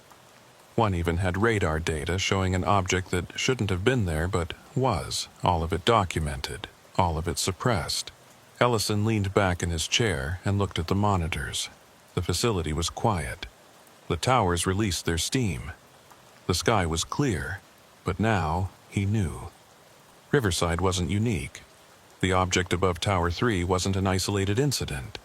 Something was visiting nuclear facilities across the country, hovering above the most sensitive installations humanity had built, observing, measuring, and leaving behind nothing but questions and official silence. And the people who saw it, the security chiefs and technicians and guards who witnessed the impossible, were being told to forget, to move on, to accept explanations that didn't explain anything. But Ellison wouldn't forget. Neither would Pike. Neither would the hundreds of others now connected through anonymous forums and encrypted messages sharing their experiences, comparing their data, building a picture that no single facility could see, but together revealed an undeniable truth. They were being watched by something that understood our technology, by something that could disable our communications, evade our sensors, and operate with impunity in restricted airspace. And whatever it was, it had a particular interest in the places where we split atoms and generated power. Ellison didn't know what that meant. He didn't know if the watchers were hostile or benign, curious or calculating. But he knew one thing with absolute certainty: the silence wouldn't last forever. Eventually, too many people would see too much. Too many incidents would be documented. Too much data would accumulate. And when that happened, when the pattern became impossible to deny, the question wouldn't be whether something was visiting nuclear facilities. The question would be why no one in authority had admitted it sooner. Until that day came, Ellison would keep watching. He'd monitor his screens, document his observations, and add his voice to the growing chorus of witnesses who refused to accept official explanations that didn't match reality. Because the truth mattered, even when it was classified, even when it was inconvenient. Even when acknowledging it meant admitting that humanity wasn't alone in its control of the skies above its most dangerous machines. The night stretched on, the towers glowed on his monitors, and somewhere out there, beyond the fence lines and security protocols and layers of official denial, something continued its silent observation, patient, persistent, and utterly uninterested in human permission to exist. Grant Ellison finished his shift at dawn, handed over to the day supervisor, and drove home. He slept fitfully, dreaming of heat signatures and pulsing lights and objects that moved without sound. And when he woke, he returned to Riverside, ready to watch the skies again. Because now he knew what he was looking for, and he knew he wasn't looking alone. The truth was out there, hidden in classified reports and anonymous forums and the collective memory of people who'd seen something they couldn't unsee. And someday, Ellison believed, that truth would emerge. Not because authorities decided to reveal it, but because enough people like him refused to stay silent, refused to accept convenient lies, refused to pretend that the night of June 9th had been anything other than what it was. The Sequoia nuclear facility sits in the Appalachian foothills of eastern Tennessee, 17 miles from Chattanooga. Built in the late 1970s, it houses 2 pressurized water reactors and employs over 1,200 people. Like most nuclear facilities, it generates meticulous records: shift logs, maintenance reports, safety inspections, incident documentation. Everything that happens at Sequoia is written down, time-stamped, and filed away in archives that stretch back decades. And in those archives, if you know where to look, you can find stories that were never meant to be told. Colin Sutter knew where to look. He was a mechanical engineer, third-generation nuclear industry, with 11 years at Sequoia under his belt. He'd worked on everything from turbine maintenance to containment integrity assessments. But lately he'd developed a different interest: historical incident analysis, going through old reports, looking for patterns, identifying recurring equipment failures or procedural gaps that might inform current operations. It was dry work, tedious. But Sutter had a mind for patterns, and patterns, he'd learned, often hid in places no one thought to examine. On a Tuesday afternoon in late September, Sutter was in the facility's archive room, a windowless space on the second floor of the administration building. Metal shelves lined the walls, floor to ceiling, packed with banker's boxes containing decades of paper records. Newer files were digitized, stored on servers, but anything older than 10 years still existed primarily in physical form. Sutter was working his way through incident reports from 5 years ago, cross-referencing electromagnetic anomalies with weather patterns when he found it. The file was thin, just 3 pages. Date: April 17th, 5 years prior. Time: 02:33 a.m. Subject: EM anomaly, unexplained frequency interference. Sutter pulled it out and read the first page. It was a shift supervisor's report written by someone named Daniel Kovacs. The language was clinical, precise, exactly what you'd expect from someone documenting an unusual technical event. At approximately 02:33 a.m., monitoring equipment in Control Room B registered simultaneous alarms on two separate frequency bands. First alarm, 450 MHz, consistent with facility radio communications.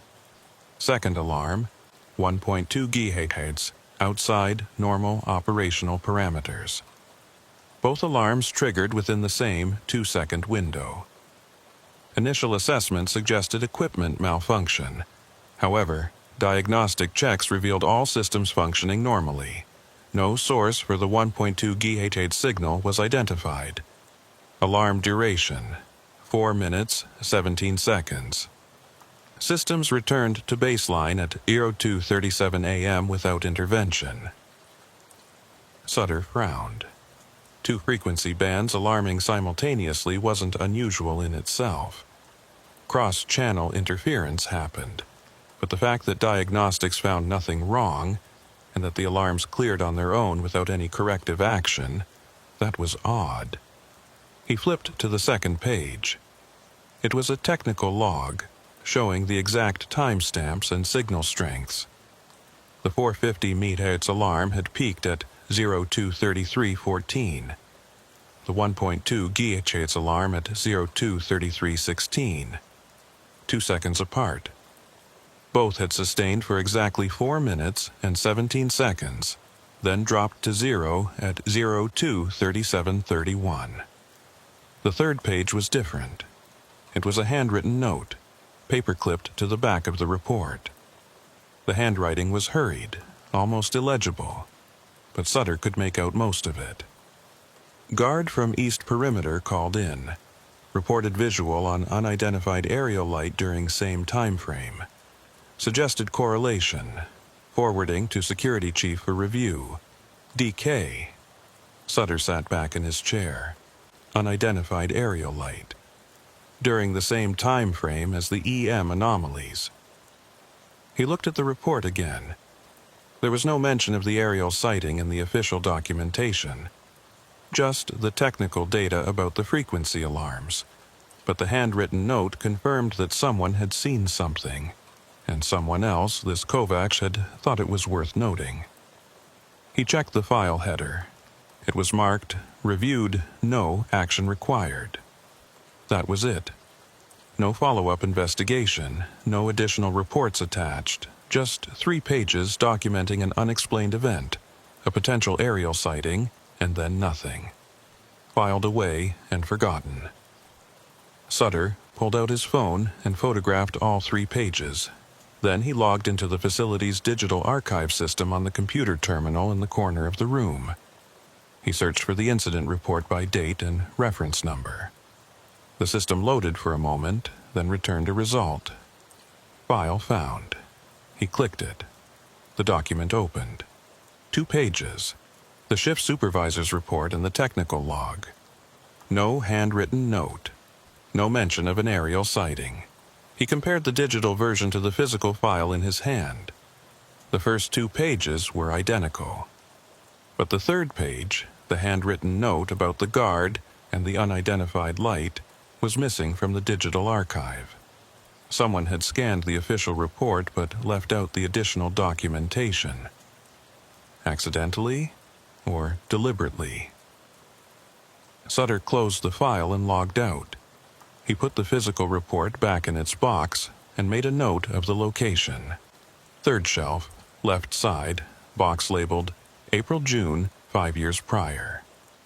Then he left the archive room and walked back to his office. The photos on his phone burning a hole in his pocket. Over the next 3 days, Sutter couldn't stop thinking about the report. The more he considered it, the stranger it seemed. EM anomalies were documented all the time. Most had mundane explanations. Equipment glitches, solar flares, interference from nearby radio towers. But anomalies that coincided with aerial sightings? That was different. And the fact that the digital version of the report had been sanitized, with the most interesting detail omitted, suggested that someone, somewhere, had decided that particular correlation wasn't worth preserving. On Friday, Sutter decided to dig deeper. He went back to the archive room during his lunch break and pulled the same box from the shelf. He found the incident report exactly where he'd left it. He read through it again, paying closer attention to the details. Daniel Kovacs, shift supervisor. He'd be easy to track down. Sutter could look up personnel records, see if Kovacs still worked at the facility. Maybe ask him about the report directly. But first he wanted to see if there were other similar incidents. He spent the next hour going through boxes, pulling files from the same time period, looking for anything that mentioned EM anomalies, frequency interference, or unidentified aerial activity. Most of the reports were routine. Equipment failures, false alarms. But then, in a box labeled January-March 5 years prior, he found another one. Date, February 9th.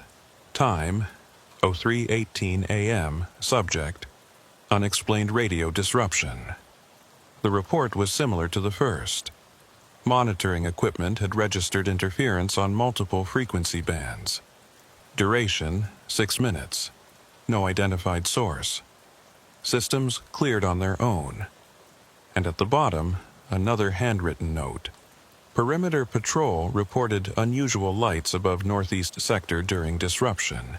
Possible correlation, M. Fisher. Sutter photographed this report too. Then he searched the digital archive. The file existed, but again, the handwritten note was missing.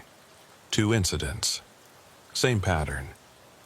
EM anomalies coinciding with aerial sightings, with the sightings documented only in physical files and omitted from digital records. He kept searching.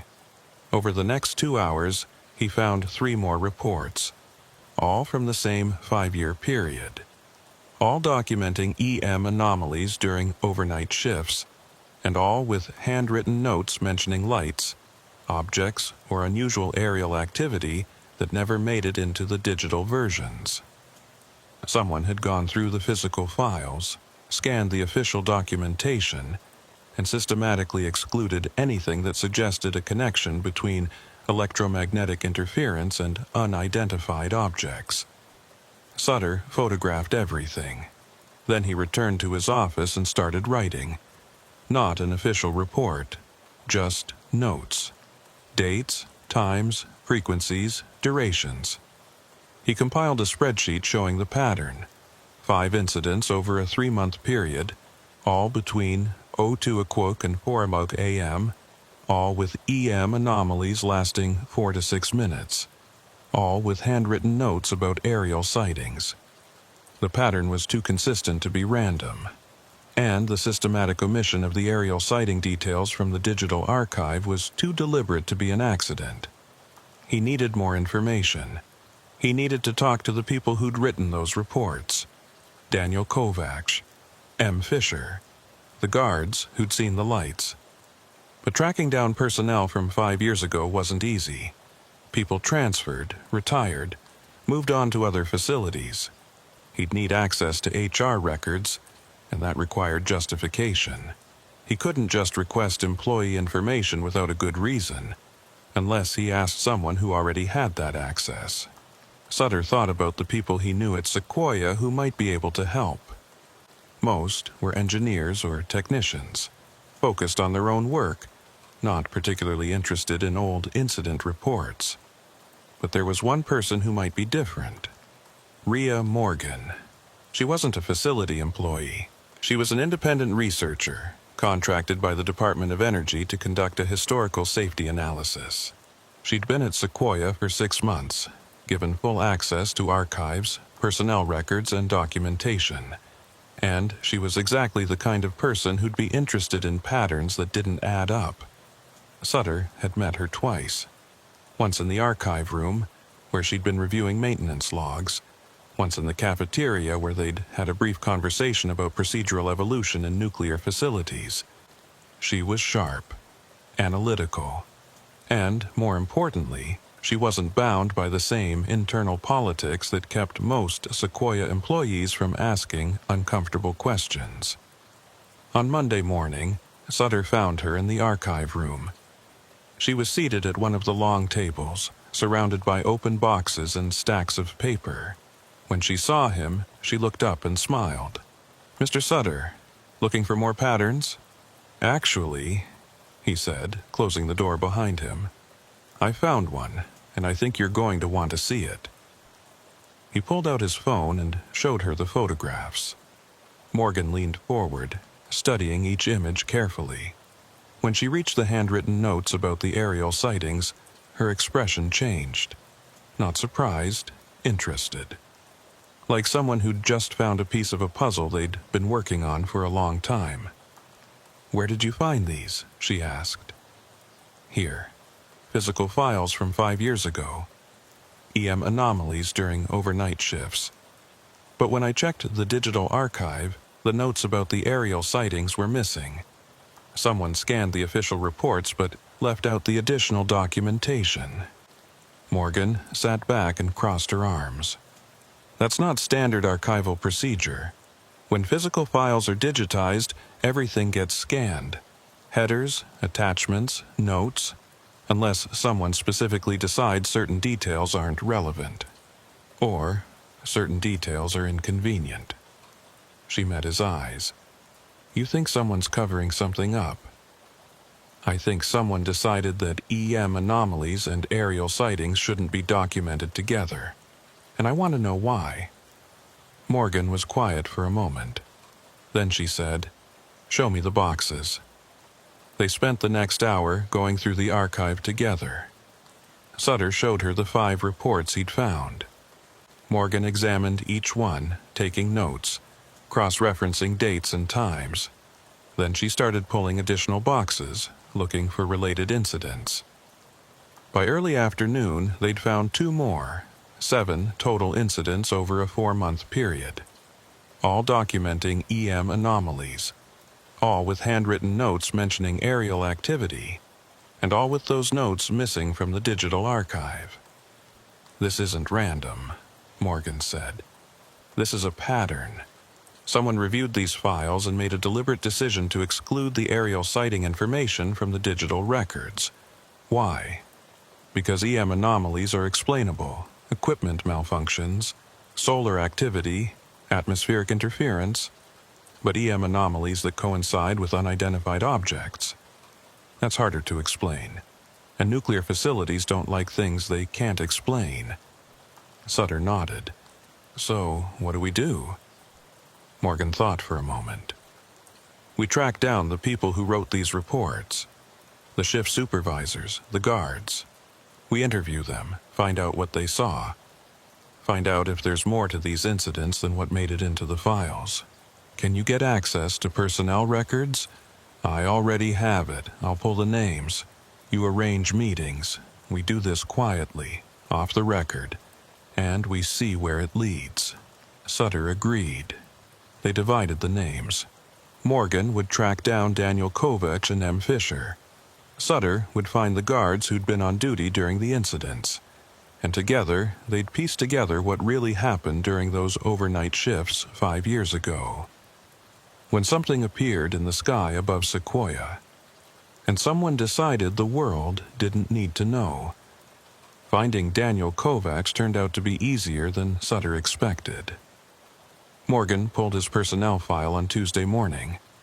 Kovacs had left Sequoia 3 years ago, but he hadn't gone far. He was working at a consulting firm in Knoxville, providing technical expertise to smaller nuclear facilities.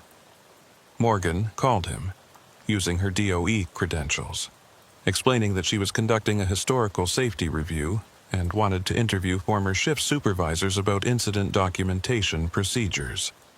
Kovacs agreed to meet. Thursday afternoon, a coffee shop in Knoxville, halfway between his office and Sequoia. Sutter and Morgan drove together. On the way, they discussed their approach. Keep it professional. Frame it as a routine review. Don't mention the aerial sightings until Kovacs brings them up. Let him tell his version first, then show him the handwritten note if necessary. The goal was information, not confrontation. They arrived early and found a table in the back. Kovacs showed up 15 minutes later, a man in his mid-50s with graying hair and the tired eyes of someone who'd spent decades working overnight shifts. He shook hands with both of them and sat down. "So," he said, "you want to talk about old incident reports? That's a first. Most people don't care about what happened 5 years ago." Morgenstern smiled. "Most people aren't conducting comprehensive safety analyses. Mr. Kovacs, I'm interested in how incidents were documented back then versus now. Procedural evolution. What gets recorded? What gets prioritized? How decisions are made about what's significant and what isn't." "All right. What specifically do you want to know?" Sutter pulled out his tablet and opened the photograph of the April 17th report. "This one. EM anomaly, April 17th, 5 years ago. 2:33 a.m. You were the shift supervisor." Kovacs leaned forward and looked at the screen.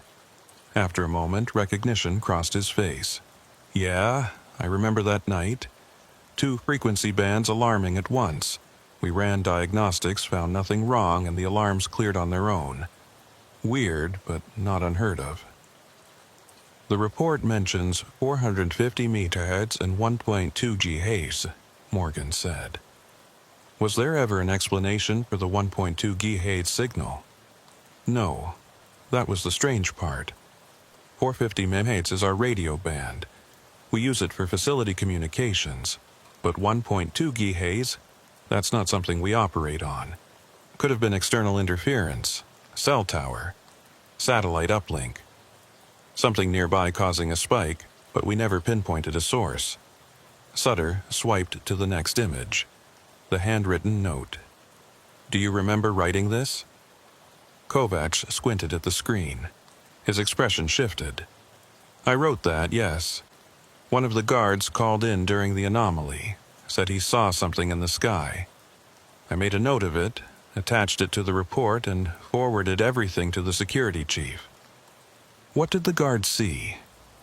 Kovacs hesitated. "He said it was a light above the facility, moving slowly. No sound.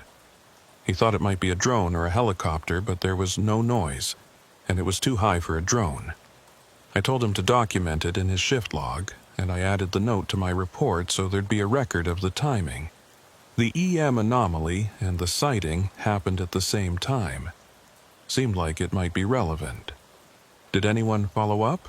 Morgan asked. "Not that I know of. I gave the report to the security chief and he said he'd look into it. But I never heard anything back. I assumed it was nothing. Atmospheric phenomenon, light reflecting off clouds, something explainable. But you thought it was worth documenting. Of course.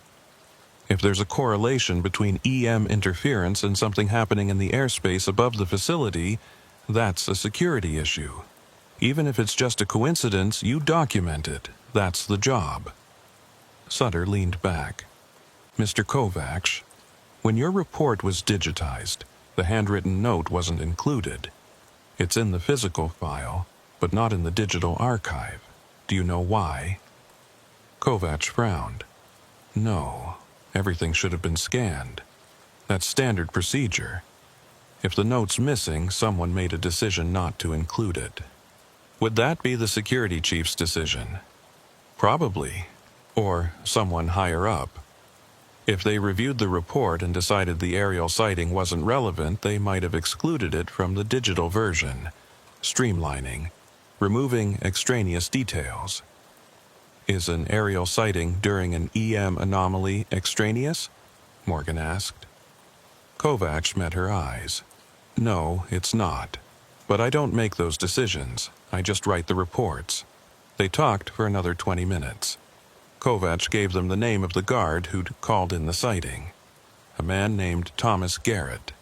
He'd left Sequoia 2 years ago, moved to North Carolina. Kovacs didn't have contact information, but Morgan said she'd track him down through personnel records. Before they left, Sutter asked one more question. In your time at Sequoia, did you document any other incidents like this? EM anomalies coinciding with aerial activity? Kovacs thought for a moment. One more, maybe 6 weeks before the April incident. February, I think. Another overnight shift, similar pattern, frequency interference, alarms, and a guard reported lights. I documented it the same way, handwritten note attached to the report. And did anyone follow up on that one? No. Same as the April incident. I filed it, forwarded it, and never heard anything back. They thanked Kovacs and left. In the car, Morgan pulled out her tablet and started searching personnel records. Thomas Garrett. Left Sequoia 2 years ago. Last known address, Charlotte, North Carolina. I'll send him a message. See if he's willing to talk. What about M? Fisher? Sutter asked. The name on the February report. Already found her, Melissa Fisher. Still works at Sequoia. Shift supervisor in Control Room A. We can talk to her tomorrow. They drove back to the facility in silence, both processing what Kovacs had told them. The incidents were real. The aerial sightings were real, and someone had made a deliberate decision to exclude that information from the digital archive. The question was why? And the answer, Sutter suspected, was going to lead them deeper into Sequoia's institutional memory than either of them had anticipated. The next morning, Sutter and Morgan found Melissa Fisher in the control room during a shift change. She was in her early 40s, efficient and no nonsense, the kind of supervisor who ran operations by the book. When Morgan introduced herself and explained the purpose of the interview, Fisher agreed but said they'd need to wait until her shift ended. They met in a conference room 2 hours later. Fisher remembered the February incident immediately. Radio disruption, multiple frequencies, lasted about 6 minutes. We ran every diagnostic we had, found nothing. Systems cleared on their own. Your report mentioned a perimeter patrol, Morgan said. They reported unusual lights during the disruption. Fisher nodded. 2 guards. They were doing a routine check of the northeast fence line when the alarm started. They called in, said they saw lights in the sky. I made a note of it and included it in the report. Did you think there was a connection? I thought it was worth documenting. EM interference and aerial activity at the same time, that's not something you ignore. Even if it's a coincidence, you record it. Did anyone investigate? The security chief reviewed the report. He said the lights were probably aircraft from the nearby airport. Chattanooga's not far. Flight paths go over this area all the time. But the guards described them as unusual, Sutter said. What made them unusual? Fisher pulled up her own records on a tablet. According to their statements, the lights weren't moving like normal aircraft. They were stationary, hovering, and they were silent. No engine noise, no navigation lights, just bright, steady points above the northeast sector. How long did they observe them? 5, maybe 6 minutes. About the same duration as the EM interference. Then the lights moved away, heading west, and the alarms cleared. Sutter and Morgan exchanged a glance. The timeline matched. EM anomalies starting when the lights appeared, clearing when the lights departed. It wasn't proof of causation, but it was a hell of a correlation. Miss Fisher, Morgan said carefully, when your report was digitized, the note about the lights wasn't included in the archive. Do you know why? Fisher's expression tightened. I noticed that. A few months after the incident, I was reviewing old files for a different project and pulled up my report. The digital version had the technical data, but not the guard statements or my note about the aerial activity. I asked about it. I was told that extraneous details were sometimes excluded to keep the archive streamlined. Did you object? I flagged it, said the aerial sighting was relevant context, but I was told the decision had already been made at a higher level. Security reviewed the incident, determined the lights were unrelated to the EM interference, and decided not to include that information in the permanent record. Who made that determination? The security chief at the time, a man named Vincent Drucker. He retired about 3 years ago. Morgan made a note. Do you know where he is now? Not specifically. Somewhere in Florida, I think. I can check with HR. They thanked Fisher and left. Back in the archive room, Morgan pulled Vincent Drucker's personnel file. Retired, as Fisher had said. Last known address, Naples, Florida. No phone number listed, but there was an email. Morgan drafted a message, professional and vague, requesting a conversation about historical incident documentation procedures. She hit send and leaned back. If Drucker was the one who decided to exclude the aerial sightings from the digital archive, she said, he's the key to understanding why. Assuming he'll talk to us, Sutter added. He will. People love talking about their work after they retire, especially when they think they're helping with an official review. While they waited for Drucker's response, Sutter suggested they track down the guards who'd made the original sightings. Fisher had mentioned 2 guards on the February incident. Morgan pulled the shift logs from that night.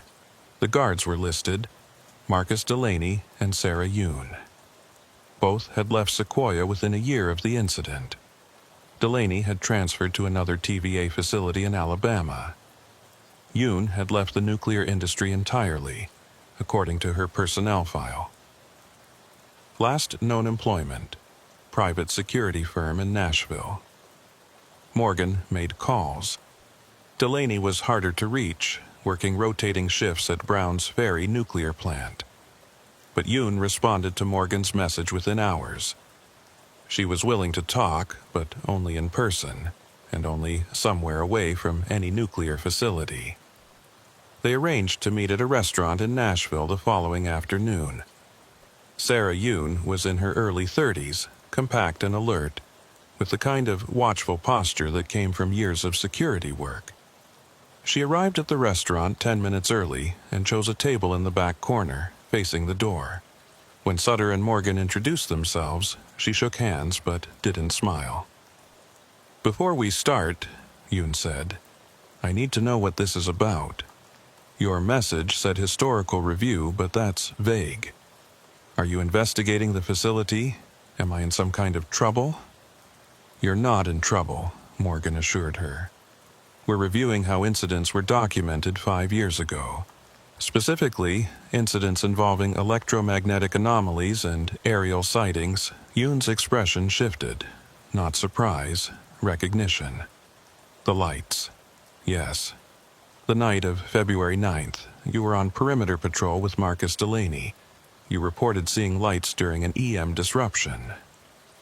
Yoon was quiet for a moment, her fingers tapping the table. Then she said, "I haven't talked about that night in 5 years. After I filed my report, I was told it was being handled at a higher level. Then nothing. No follow-up, no questions, just silence. And when I tried to bring it up with other guards, I was told to let it go." "What did you see?" Sutter asked. Yoon took a breath. "Delaney and I were doing a routine check of the northeast fence line. It was maybe 03:15 in the morning. Cold, clear sky. We were about halfway through the sector when our radios started acting up. Static, interference. We tried switching channels, but it was the same on every frequency. Then Delaney pointed up." She paused, her eyes focused on something beyond the table, replaying the memory. There were 3 of them, lights, not like stars, not like aircraft. They were lower, maybe 1,000 feet up, arranged in a triangle, bright white, almost blue, and they weren't moving, just hovering there perfectly still. "How long did you observe them?" 5, maybe 6 minutes. We stood there watching, trying to figure out what they were. Drones, maybe. But there was no sound, no engine noise, no rotors, nothing. Just dead silence. And the formation was too precise, like they were locked in position. Did they move? Morgan asked. Eventually, after about 5 minutes, they started drifting west. Slow at first, then faster. They moved in perfect formation, like they were connected. And then, when they were maybe 2 miles away, they just accelerated straight up. 1 second they were there, the next they were gone. Faster than anything I've ever seen. And the radio interference? Cleared the moment they left. Instant, like someone flipped a switch. Sutter leaned forward. When you filed your report, what happened? Yoon's jaw tightened. I wrote everything down. Exact times, descriptions, the radio interference, everything. I submitted it through proper channels. Then, 2 days later, my supervisor called me in. He said my report had been reviewed and that the lights were determined to be aircraft from a nearby airport. Training exercise. He thanked me for the documentation and told me the matter was closed. Did you believe that explanation? No, I've seen aircraft. These weren't aircraft. But I also knew when to stop pushing. I'd been in security for 6 years at that point. I knew how things worked. If someone higher up decided something was a training exercise, that's what it was. Arguing would only make problems for me. Is that why you left Sequoia? Yoon met her eyes. I left because I realized I couldn't trust the system. If I saw something that didn't fit the official story, my report would be edited or buried. And if I pushed back, I'd be the problem, not the incident. So I got out. Found work where what I saw mattered more than what management wanted me to see. Morgan made notes while Sutter asked follow-up questions. The details Yoon provided matched what they'd found in the physical reports. The timing, the radio interference, the behavior of the lights, everything correlated. But what stood out most was Yoon's certainty. She'd been told to forget what she saw, to accept an explanation that didn't match her experience, and she'd complied, not because she believed it, but because she understood the consequences of not complying. After the interview, they drove back to Sequoia in silence. Sutter was processing what Yoon had told them. The institutional pressure to conform, the editing of reports, the systematic dismissal of observations that didn't fit approved narratives. It wasn't just about the lights anymore. It was about how truth got managed, filtered, and ultimately erased in systems that prioritized control over honesty. She's not the only one, Morgan said finally.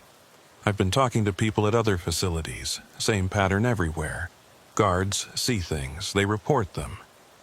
And then the reports get sanitized or classified or lost. It's not conspiracy, it's procedure. Procedure to do what? To maintain order. Nuclear facilities operate on certainty. Procedures. Protocols. Everything has a reason, a cause, an explanation. When something happens that can't be explained, that certainty cracks. And systems don't like cracks, so they smooth them over. They find explanations, even if those explanations don't fit the evidence. Because the alternative, admitting there are things we don't understand hovering over our most dangerous machines, is unacceptable. Sutter thought about that. Unacceptable. Not because it was untrue, but because accepting it would require admitting vulnerability. And nuclear facilities, more than any other industrial sites, could never admit vulnerability. 2 days later, Marcus Delaney agreed to a phone interview. He was more guarded than Yoon, speaking carefully, weighing each word, but his account matched hers. 3 lights, triangle formation, silent. Radio interference that cleared when the lights departed. And afterward, a report that was acknowledged, filed, and never mentioned again. "Did anyone from management ever talk to you about it?" Morgan asked. "My supervisor did, briefly. He said what I saw was most likely aircraft conducting nighttime maneuvers. When I pointed out that the lights were stationary for several minutes, he said that's common for aircraft in holding patterns. When I mentioned the complete silence, he said sound doesn't travel well at night. Every question I had, he had an answer for. Not a good answer, just an answer." "And you accepted that?" Delaney sighed. "What choice did I have? I'm a security guard. I'm not in a position to challenge facility management. If they say it was aircraft, it was aircraft. My job isn't to investigate. My job is to report. And I reported. What happens after that is out of my hands." "Did you ever talk to Sarah Yoon about it afterward?" "Once, maybe a week later. We were both on shift, and I asked if she'd heard anything more about the lights. She said no, and that we should probably drop it. I got the message. So I dropped it." After the call ended, Morgan added Delaney's information to her growing file. 2 witnesses. 2 consistent accounts. 2 reports that had been acknowledged and dismissed. The pattern was clear. And it extended beyond Sequoia. Over the next week, Morgan reached out to contacts at Oak Ridge, where she'd heard there were similar incidents. She connected with a former shift supervisor named Patricia Vance, who'd documented an EM anomaly 3 years ago, coinciding with what she described as unusual aerial activity. Vance's experience mirrored the Sequoia cases exactly.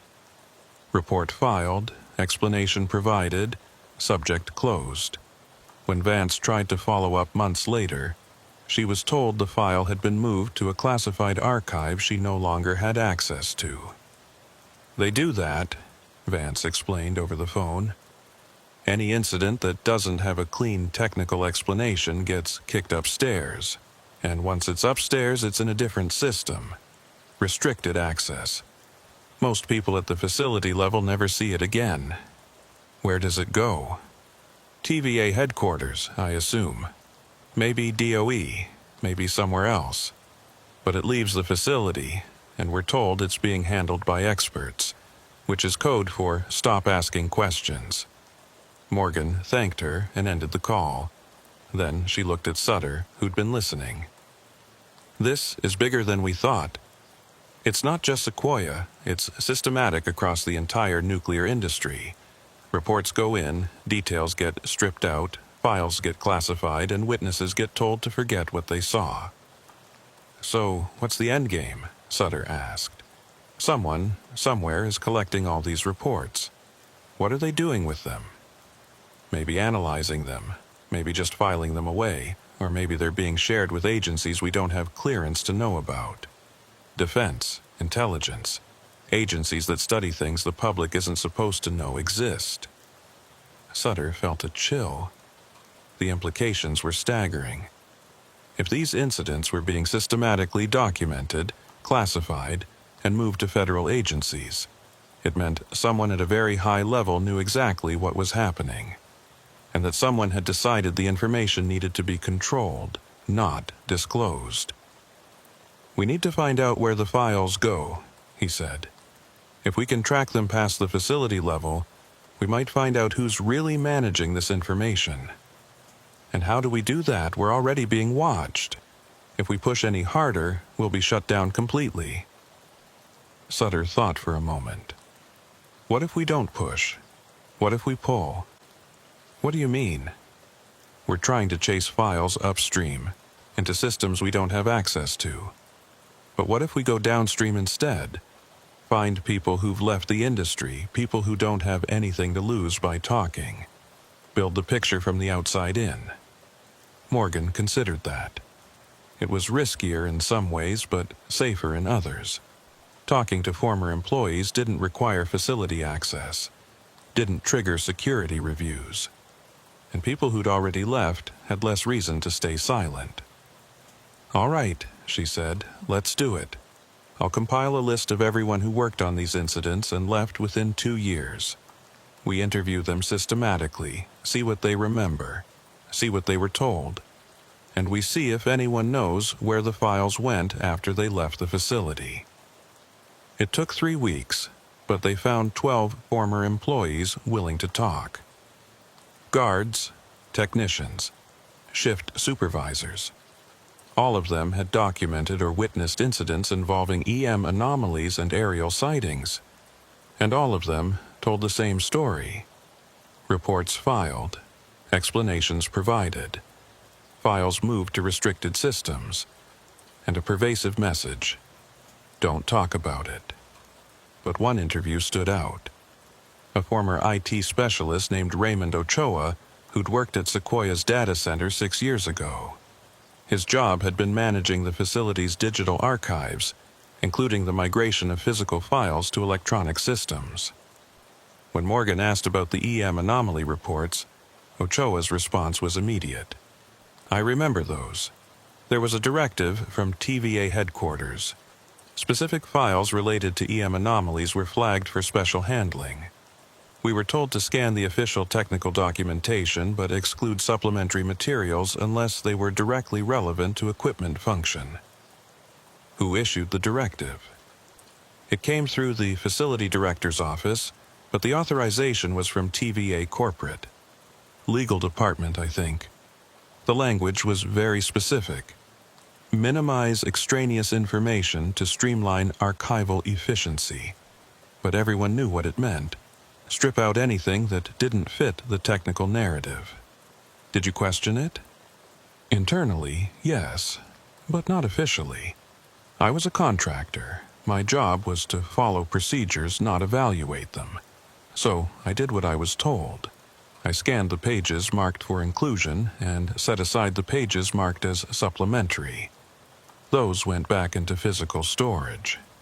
And the digital files? They went into the standard archive system, but a subset, the ones flagged by the directive, got copied to a separate server, restricted access. I didn't have clearance to see where that server fed to, just that it existed and that specific files were being routed there. Do you know what happened to the physical supplementary materials? Some stayed in the boxes, some were flagged for destruction after a retention period. Standard document management. But the timeline was shorter for flagged files. Instead of a 10-year retention, they had a 3-year window. After that, they were supposed to be shredded. Sutter and Morgan exchanged looks. That explained why some of the physical reports they'd found still had the handwritten notes. They'd been preserved because they hadn't reached the destruction date yet. But files older than 3 years would have been destroyed, erasing the physical evidence of the aerial sightings entirely. Mr. Ochoa, Morgan said carefully, do you still have access to any records from that time? Directives, logs, anything that shows which files were flagged and where they were sent? Ochoa shook his head. I left Sequoia 4 years ago. All my access was revoked. But I kept some personal notes. Not files, just observations. Things that struck me as unusual. If you're interested, I can send them to you. We're very interested. 2 days later, Ochoa's notes arrived via encrypted email. They were fragmentary, dated entries covering his 18 months at Sequoia. Most were mundane, technical observations about archival procedures, but buried in the middle was an entry dated 6 years ago.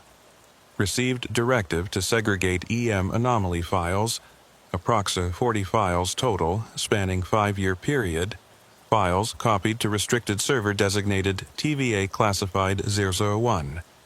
Physical supplements marked for 3-year retention, then destruction. Unusual concentration of similar incidents. No technical explanation provided in files. Query to supervisor about pattern. Told not to analyze content, just process per directive. 40 files, spanning 5 years, all with EM anomalies, all moved to a classified server. Sutter and Morgan had found 7 at Sequoia, That meant there were at least 33 more they hadn't seen, either destroyed or still buried in boxes awaiting their destruction date, or already moved to the classified system where only people with the highest clearances could access them. "We need to find that server," Sutter said.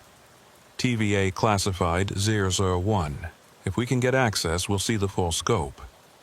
"We'll never get access," Morgan replied. "That's a corporate-level system, probably air-gapped. Probably requires clearances we'll never have, but we know it exists, and we know what's on it. That's something."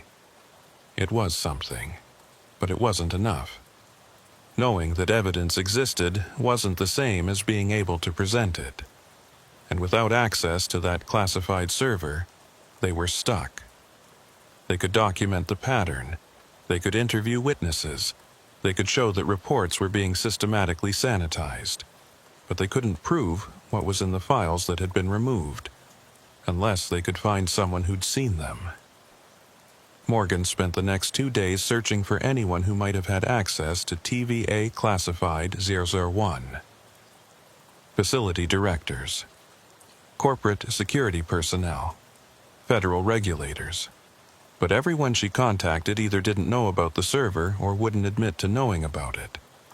The wall was absolute, until she received a message from an unexpected source. The email was brief, sender anonymous, routed through multiple proxies. "You're asking about the wrong server. TVA 001 is just a staging area. The files get moved again, higher classification, federal oversight. If you want answers, stop looking at TVA and start looking at DOE Office of Intelligence." Morgan showed the message to Sutter. He read it twice, then looked up. DOE Intelligence, that's not safety regulation, that's national security. Which means these incidents aren't being treated as facility issues.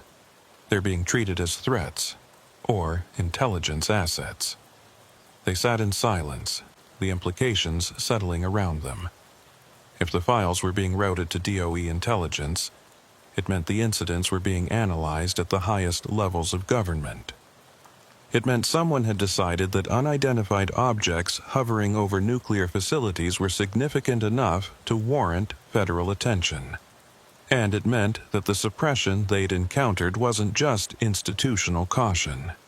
It was policy, deliberate, coordinated, and classified at levels designed to keep people like them from ever knowing the full truth. The question now wasn't whether the pattern existed. They'd proven that. The question was what the pattern meant, and who, in the corridors of federal power, knew the answer. Morgan was right. Drucker responded within 2 hours. He was willing to talk, but only by phone. Morgan called him that afternoon, putting the conversation on speaker so Sutter could listen. Drucker's voice was gravelly, the sound of someone who'd spent years barking orders in high-stress environments. "Miss Morgan, you said you're conducting a safety review. What specifically do you need from me?" "Mr. Drucker, I'm interested in how incident reports were processed during your tenure as security chief. Specifically, reports involving EM anomalies and unidentified aerial activity." There was a pause. Then Drucker said, "You're talking about the lights." "Yes, sir. Multiple reports from 5 years ago documented EM interference coinciding with aerial sightings.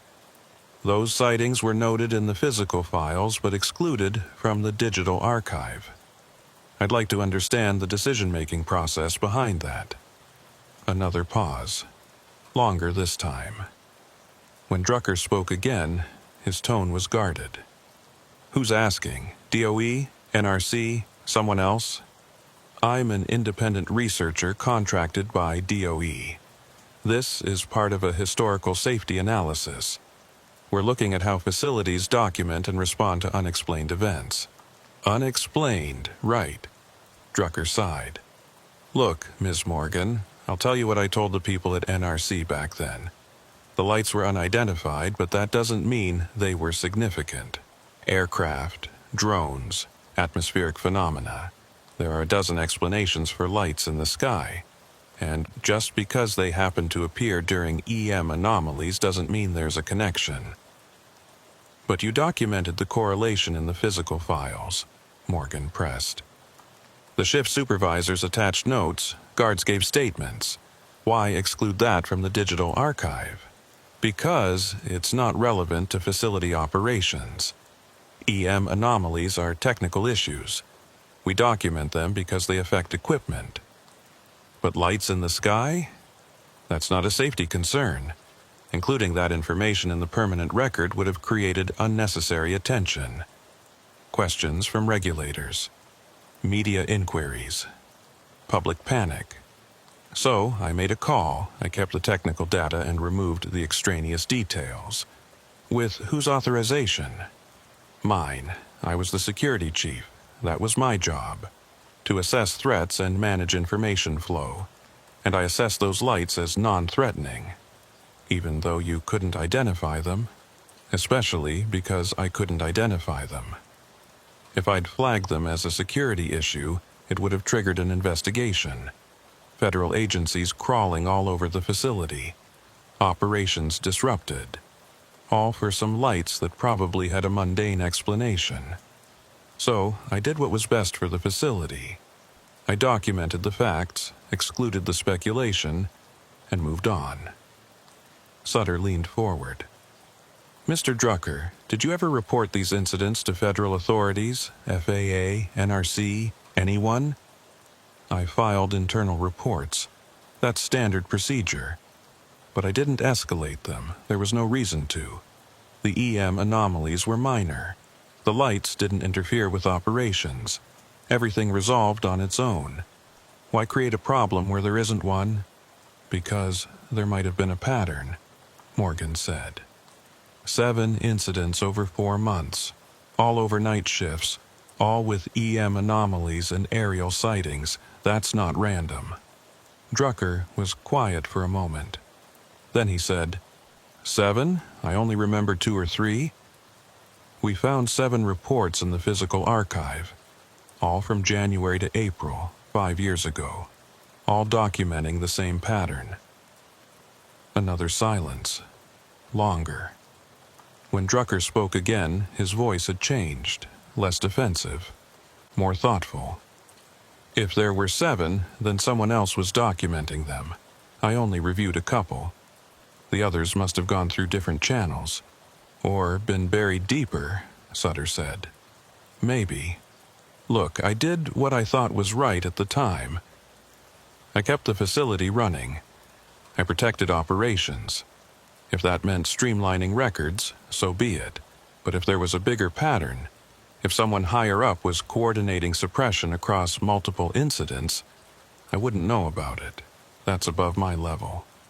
Who would know? Morgan asked. Site director. Maybe someone at corporate. Tennessee Valley Authority oversees Sequoia. If there was a directive to handle these incidents quietly, it would have come from them. They talked for a few more minutes, but Drucker had given them everything he was going to. He'd made decisions based on what he knew at the time. Whether those decisions were part of a larger cover-up or just individual judgment calls, he couldn't say. But he'd confirmed what Sutter and Morgan suspected. The aerial sightings had been deliberately excluded from the digital archive. And the justification, protecting facility operations from unnecessary scrutiny, raised more questions than it answered. After the call ended, Morgan closed her tablet and looked at Sutter. He's not lying, but he's not telling the whole truth either. He made decisions, but someone gave him the framework to make those decisions, and that someone is still out there. Tennessee Valley Authority, Sutter said. Corporate oversight.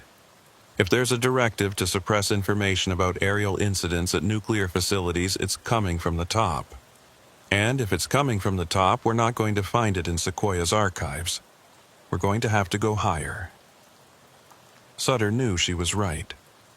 But going higher meant going outside the facility, outside the chain of command he understood, into bureaucratic territory where questions weren't welcome and answers came with consequences. He'd started this by looking at old reports in a dusty archive room. Now he was staring at something much larger, a pattern of suppression that crossed facilities, crossed years, and implied coordination at levels he couldn't access. But he'd come this far, and Rhea Morgan, sitting across from him with determination in her eyes, wasn't going to stop. So neither would he. "Let's keep digging," he said. "Someone knows what happened in those skies 5 years ago. And someone decided the world didn't need to know. We're going to find out who, and we're going to find out why." On Monday morning, Sutter arrived at his office to find his computer locked. Not password locked, system locked. A message on the screen. "Access restricted. Contact IT services." He tried logging in 3 times. Same message. He called IT. The technician who answered sounded confused. "Mr. Sutter, your account's been flagged for security review. I don't have details. You'll need to talk to your supervisor." His supervisor was a man named Gerald Hines, a senior engineer who'd worked at Sequoia for 20 years. Sutter found him in his office reviewing maintenance schedules. When Sutter explained the situation, Hines frowned. "Security review? For what?" "That's what I'm trying to find out. My access was working fine on Friday. Now I'm locked out." Hines picked up his phone and called IT. After a brief conversation, he hung up and looked at Sutter. "They say it's a precautionary measure. Someone flagged unusual activity on your account. Access to archived files outside your normal work scope. They're reviewing to make sure there's no security breach." Sutter felt his stomach tighten. "I've been conducting historical incident analysis. I have authorization to access the archives. Do you have written authorization?" "It's part of my job responsibilities. Equipment failure analysis. I use historical data to identify patterns. For current equipment, not 5-year-old EM anomalies." Hines leaned back in his chair. "Look, Colin, I don't know what you've been working on, but someone noticed, and someone decided to look into it. My advice? Cooperate with the review, answer their questions, and in the future, stick to projects directly related to your current assignments." Sutter left the office and called Morgan. She answered on the second ring. "Colin, what's wrong?" "My computer access is locked. Security review. They're saying I accessed files outside my normal work scope." There was a pause. "When did this happen?" "This morning. Sometime over the weekend, probably. I'll check my access." He heard typing in the background. Then Morgan's voice came back, tight. "I'm locked out too. Same message. Security review." They met in the parking lot 15 minutes later. Morgan was already on her phone when Sutter arrived, talking to someone at DOE. Her side of the conversation was terse, professional, but Sutter could hear the frustration underneath. She ended the call and looked at him. "My DOE contact says Sequoia flagged our accounts for accessing classified material without proper clearance." Classified? The files we looked at weren't classified. They were routine incident reports. They are now. As of this morning, every file we accessed in the archive has been reclassified. Sensitive facility information. Restricted access. And since we accessed them before the reclassification, we're being reviewed for potential security violations. Sutter stared at her. "They're retroactively classifying files to justify locking us out." "That's exactly what they're doing. Someone noticed our research. Someone didn't like it. And someone with enough authority reclassified the entire archive to shut us down." "Can they do that?" "At a nuclear facility? Yes.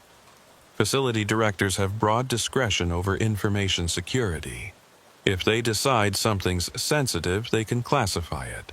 and once it's classified, anyone who accessed it without clearance is in violation.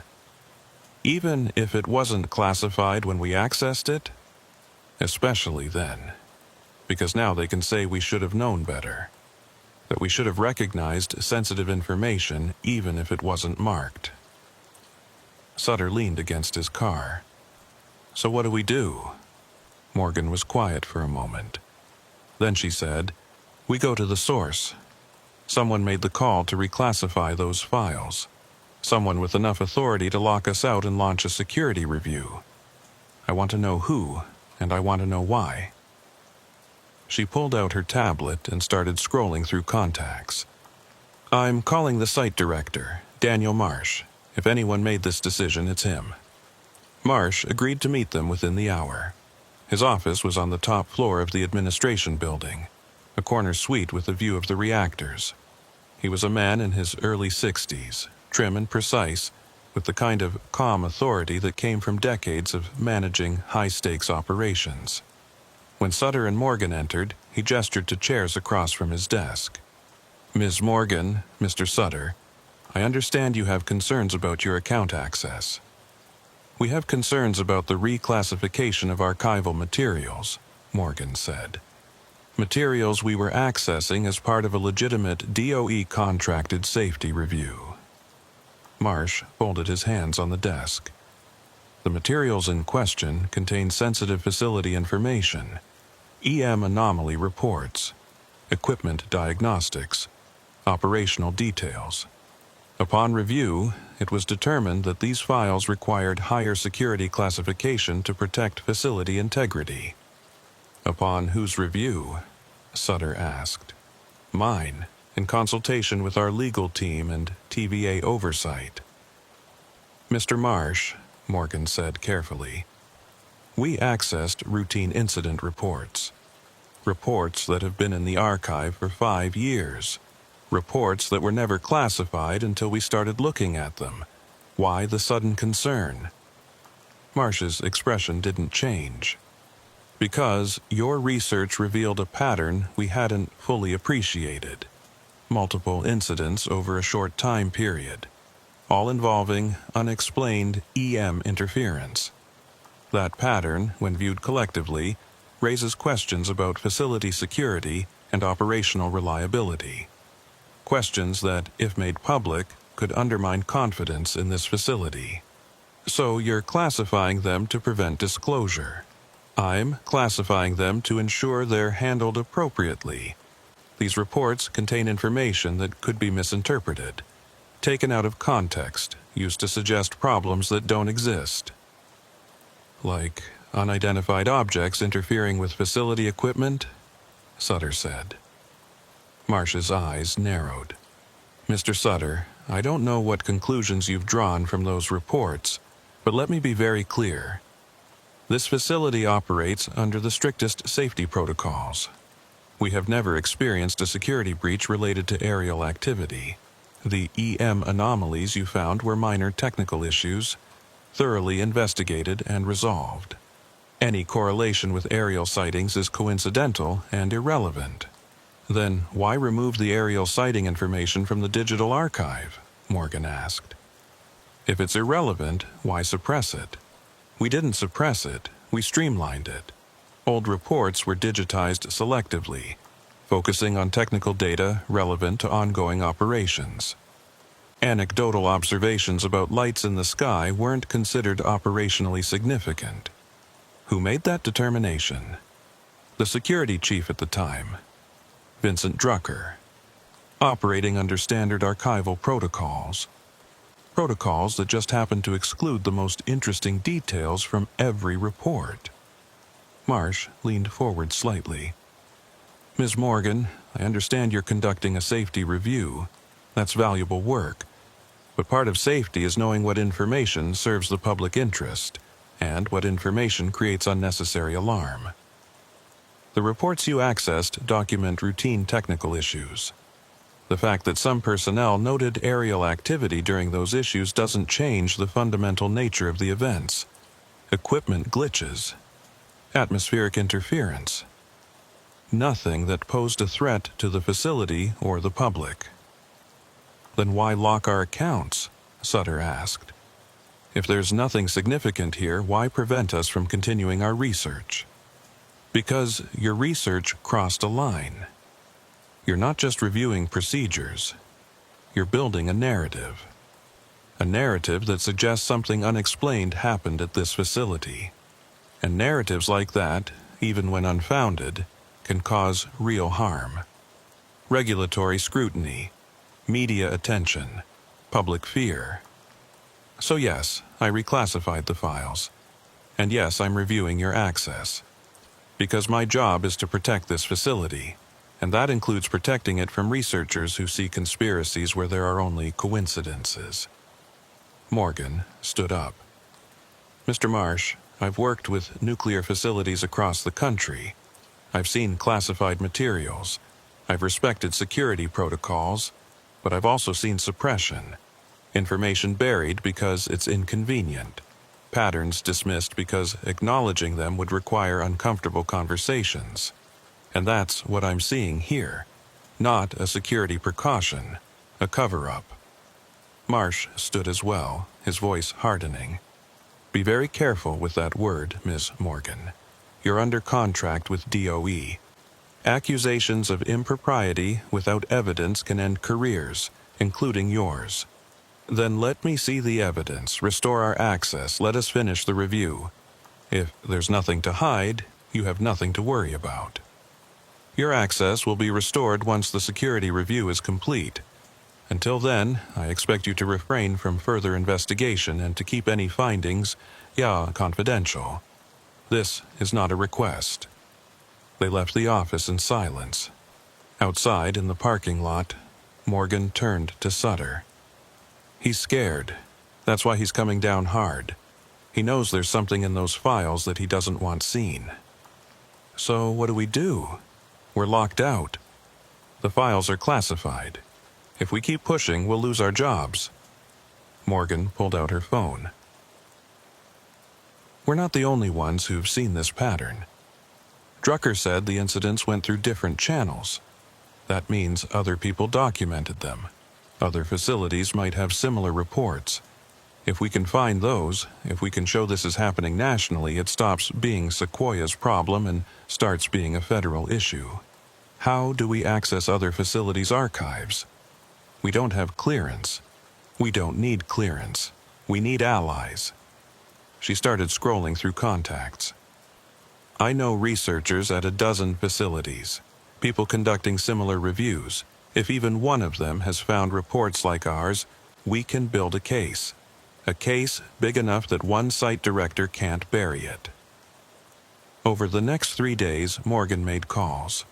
She reached out to researchers, safety analysts, and former facility personnel across the country. Most had nothing, but 3 did. Oak Ridge in Tennessee, Hanford in Washington, and Indian Point in New York. All 3 had documented EM anomalies coinciding with unidentified aerial activity. And all 3 had physical reports with handwritten notes that never made it into digital archives. Morgan compiled the information into a summary document.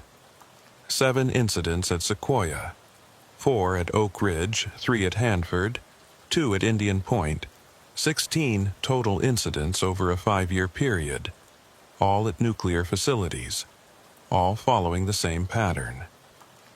EM interference, aerial sightings, systematic exclusion of the aerial details from permanent records.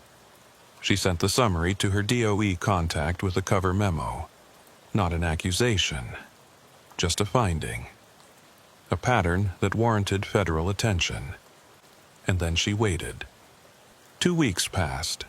Sutter's account access was restored with a warning. Formal reprimand for accessing materials outside his authorized scope.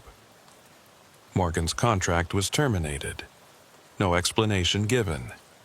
Just a terse email thanking her for her service and informing her that her work at Sequoia was complete.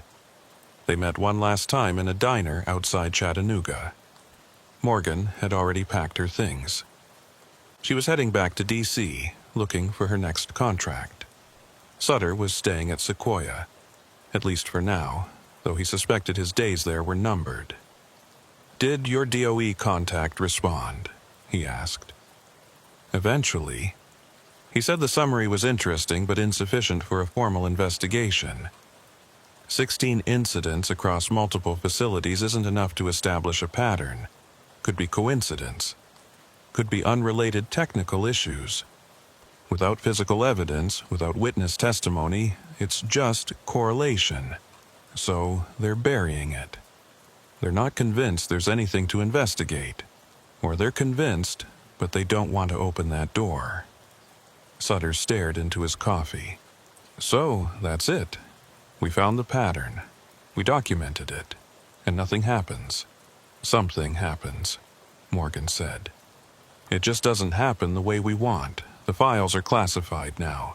That means someone's paying attention. Someone knows there's a pattern, even if they're not willing to investigate it. And someday, when enough people see enough incidents, when the pattern becomes undeniable, those files will be there, waiting to be opened. By who? Us? We're done. Maybe we are, but others aren't. There are people at every facility, people like you, who notice things that don't add up. People who document what they see, even when they're told to forget it. And eventually, enough of those people will find each other. They'll share what they know. They'll build the case we couldn't." Sutter wanted to believe her. But sitting there with a reprimand on his record and a researcher driven out of her contract, it was hard to feel optimistic. They'd found something real. They'd traced a pattern of suppression across years and facilities, and the only result was that they'd been shut down. Morgan stood up and put money on the table for her coffee. "Colin, you did good work. You found something important. Don't let them make you think otherwise. What do I do now? Keep your head down, do your job, but keep watching. Because whatever those things were in the sky 5 years ago, they didn't stop. They're still out there, still hovering over facilities, still interfering with equipment. And sooner or later, someone's going to see something that can't be explained away. When that happens, people like you will be ready. You'll have the documentation, the patterns, the evidence. And maybe then it'll be enough." She left, and Sutter sat alone in the diner, thinking about the archive room. About the boxes of paper reports gathering dust. About the handwritten notes that someone had deemed extraneous. About the pattern he'd found and the doors that had slammed shut the moment he'd tried to follow it. He thought about going back to Sequoia and pretending he'd never looked. Never searched, never questioned. But he knew he couldn't. Because now he knew. He knew there was a pattern. He knew it had been suppressed. And he knew that somewhere in the bureaucratic machinery of nuclear oversight, someone had made a deliberate decision that the public didn't need to know. That decision haunted him. Not because of what it revealed about the incidents themselves, but because of what it revealed about the people in charge. They'd seen the same reports he had. They'd seen the correlations, the timing, the consistency. And they'd chosen silence, chosen classification, chosen to bury the truth in filing cabinets and locked computer systems where only people with the right clearance could see it. And the reason, Sutter realized, wasn't that the incidents were dangerous. It was that they were unexplainable. Nuclear facilities ran on precision and control. Every system had a purpose. Every process had a protocol. And when something happened that didn't fit those protocols, that couldn't be explained by known physics or identified technology, the institutional response wasn't investigation. It was suppression. Because admitting that something unexplained could hover over a nuclear facility, could interfere with electromagnetic systems, could appear and disappear without detection or identification, meant admitting a loss of control. And control, at a nuclear facility, was the one thing that could never be lost. So the reports were classified. The witnesses were discouraged from talking. and the pattern was dismissed as coincidence. Not because it wasn't real, but because acknowledging it was real would require admitting that humanity's most dangerous machines were being observed by something it couldn't understand or manage. Sutter left the diner and drove back to Sequoia. He returned to his office, to his routine work, to analyzing equipment failures and maintenance schedules. But in the back of his mind, he kept thinking about those 7 reports. About Daniel Kovacs and Melissa Fisher and the guards who'd seen lights in the sky. About Rhea Morgan, who'd lost her contract for asking questions. About the archive room, where hundreds of other reports waited to be found by someone brave enough to look. And he wondered how many other people, at how many other facilities, were sitting in offices just like his, knowing there was a pattern but afraid to pursue it. Knowing something had happened but powerless to do anything about it. Carrying the weight of suppressed truth, waiting for the day when silence would no longer be an option. That day would come. Sutter believed it.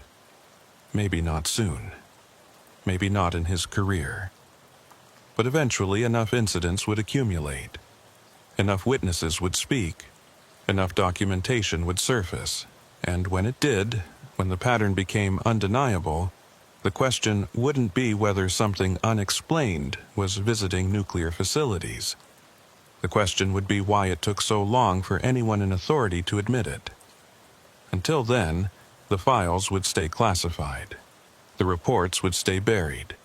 And people like Colin Sutter would stay silent, watching the skies, documenting what they could, and waiting for the moment when the truth could finally be told.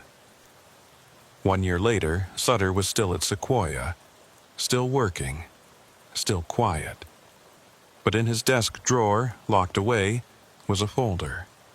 In that folder were copies of the 7 reports. The photographs he'd taken, the notes from his interviews, the summary Morgan had compiled before her contract was terminated. All of it.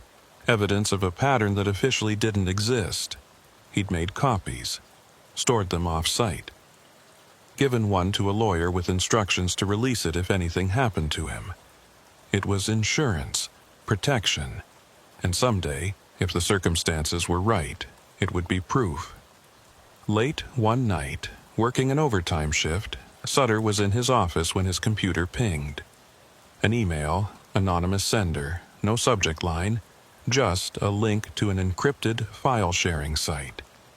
He hesitated, then clicked it. The site required a password. He tried several combinations. Finally, on a hunch, he typed, Sequoia, April 17. The site unlocked. Inside was a folder containing dozens of files. Incident reports from facilities across the country. Oak Ridge, Hanford, Indian Point, Diablo Canyon, Palo Verde. Every report documented the same pattern. EM anomalies, aerial sightings, and systematic suppression of the aerial details from official records.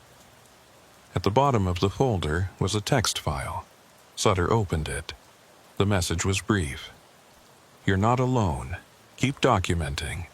When the time comes, we'll have the evidence. R.M. Rhea Morgan. Still fighting. Still building the case. And now reaching out to others like him.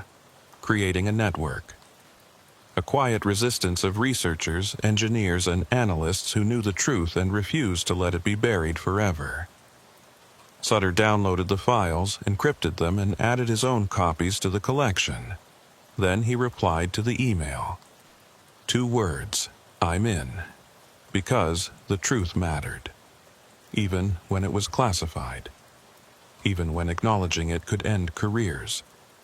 Even when the people in charge decided silence was safer than honesty. The truth mattered. And someday, when enough people were willing to speak it, the walls of suppression would crack. The files would be opened, and the world would finally know what had been hovering over its nuclear facilities for years.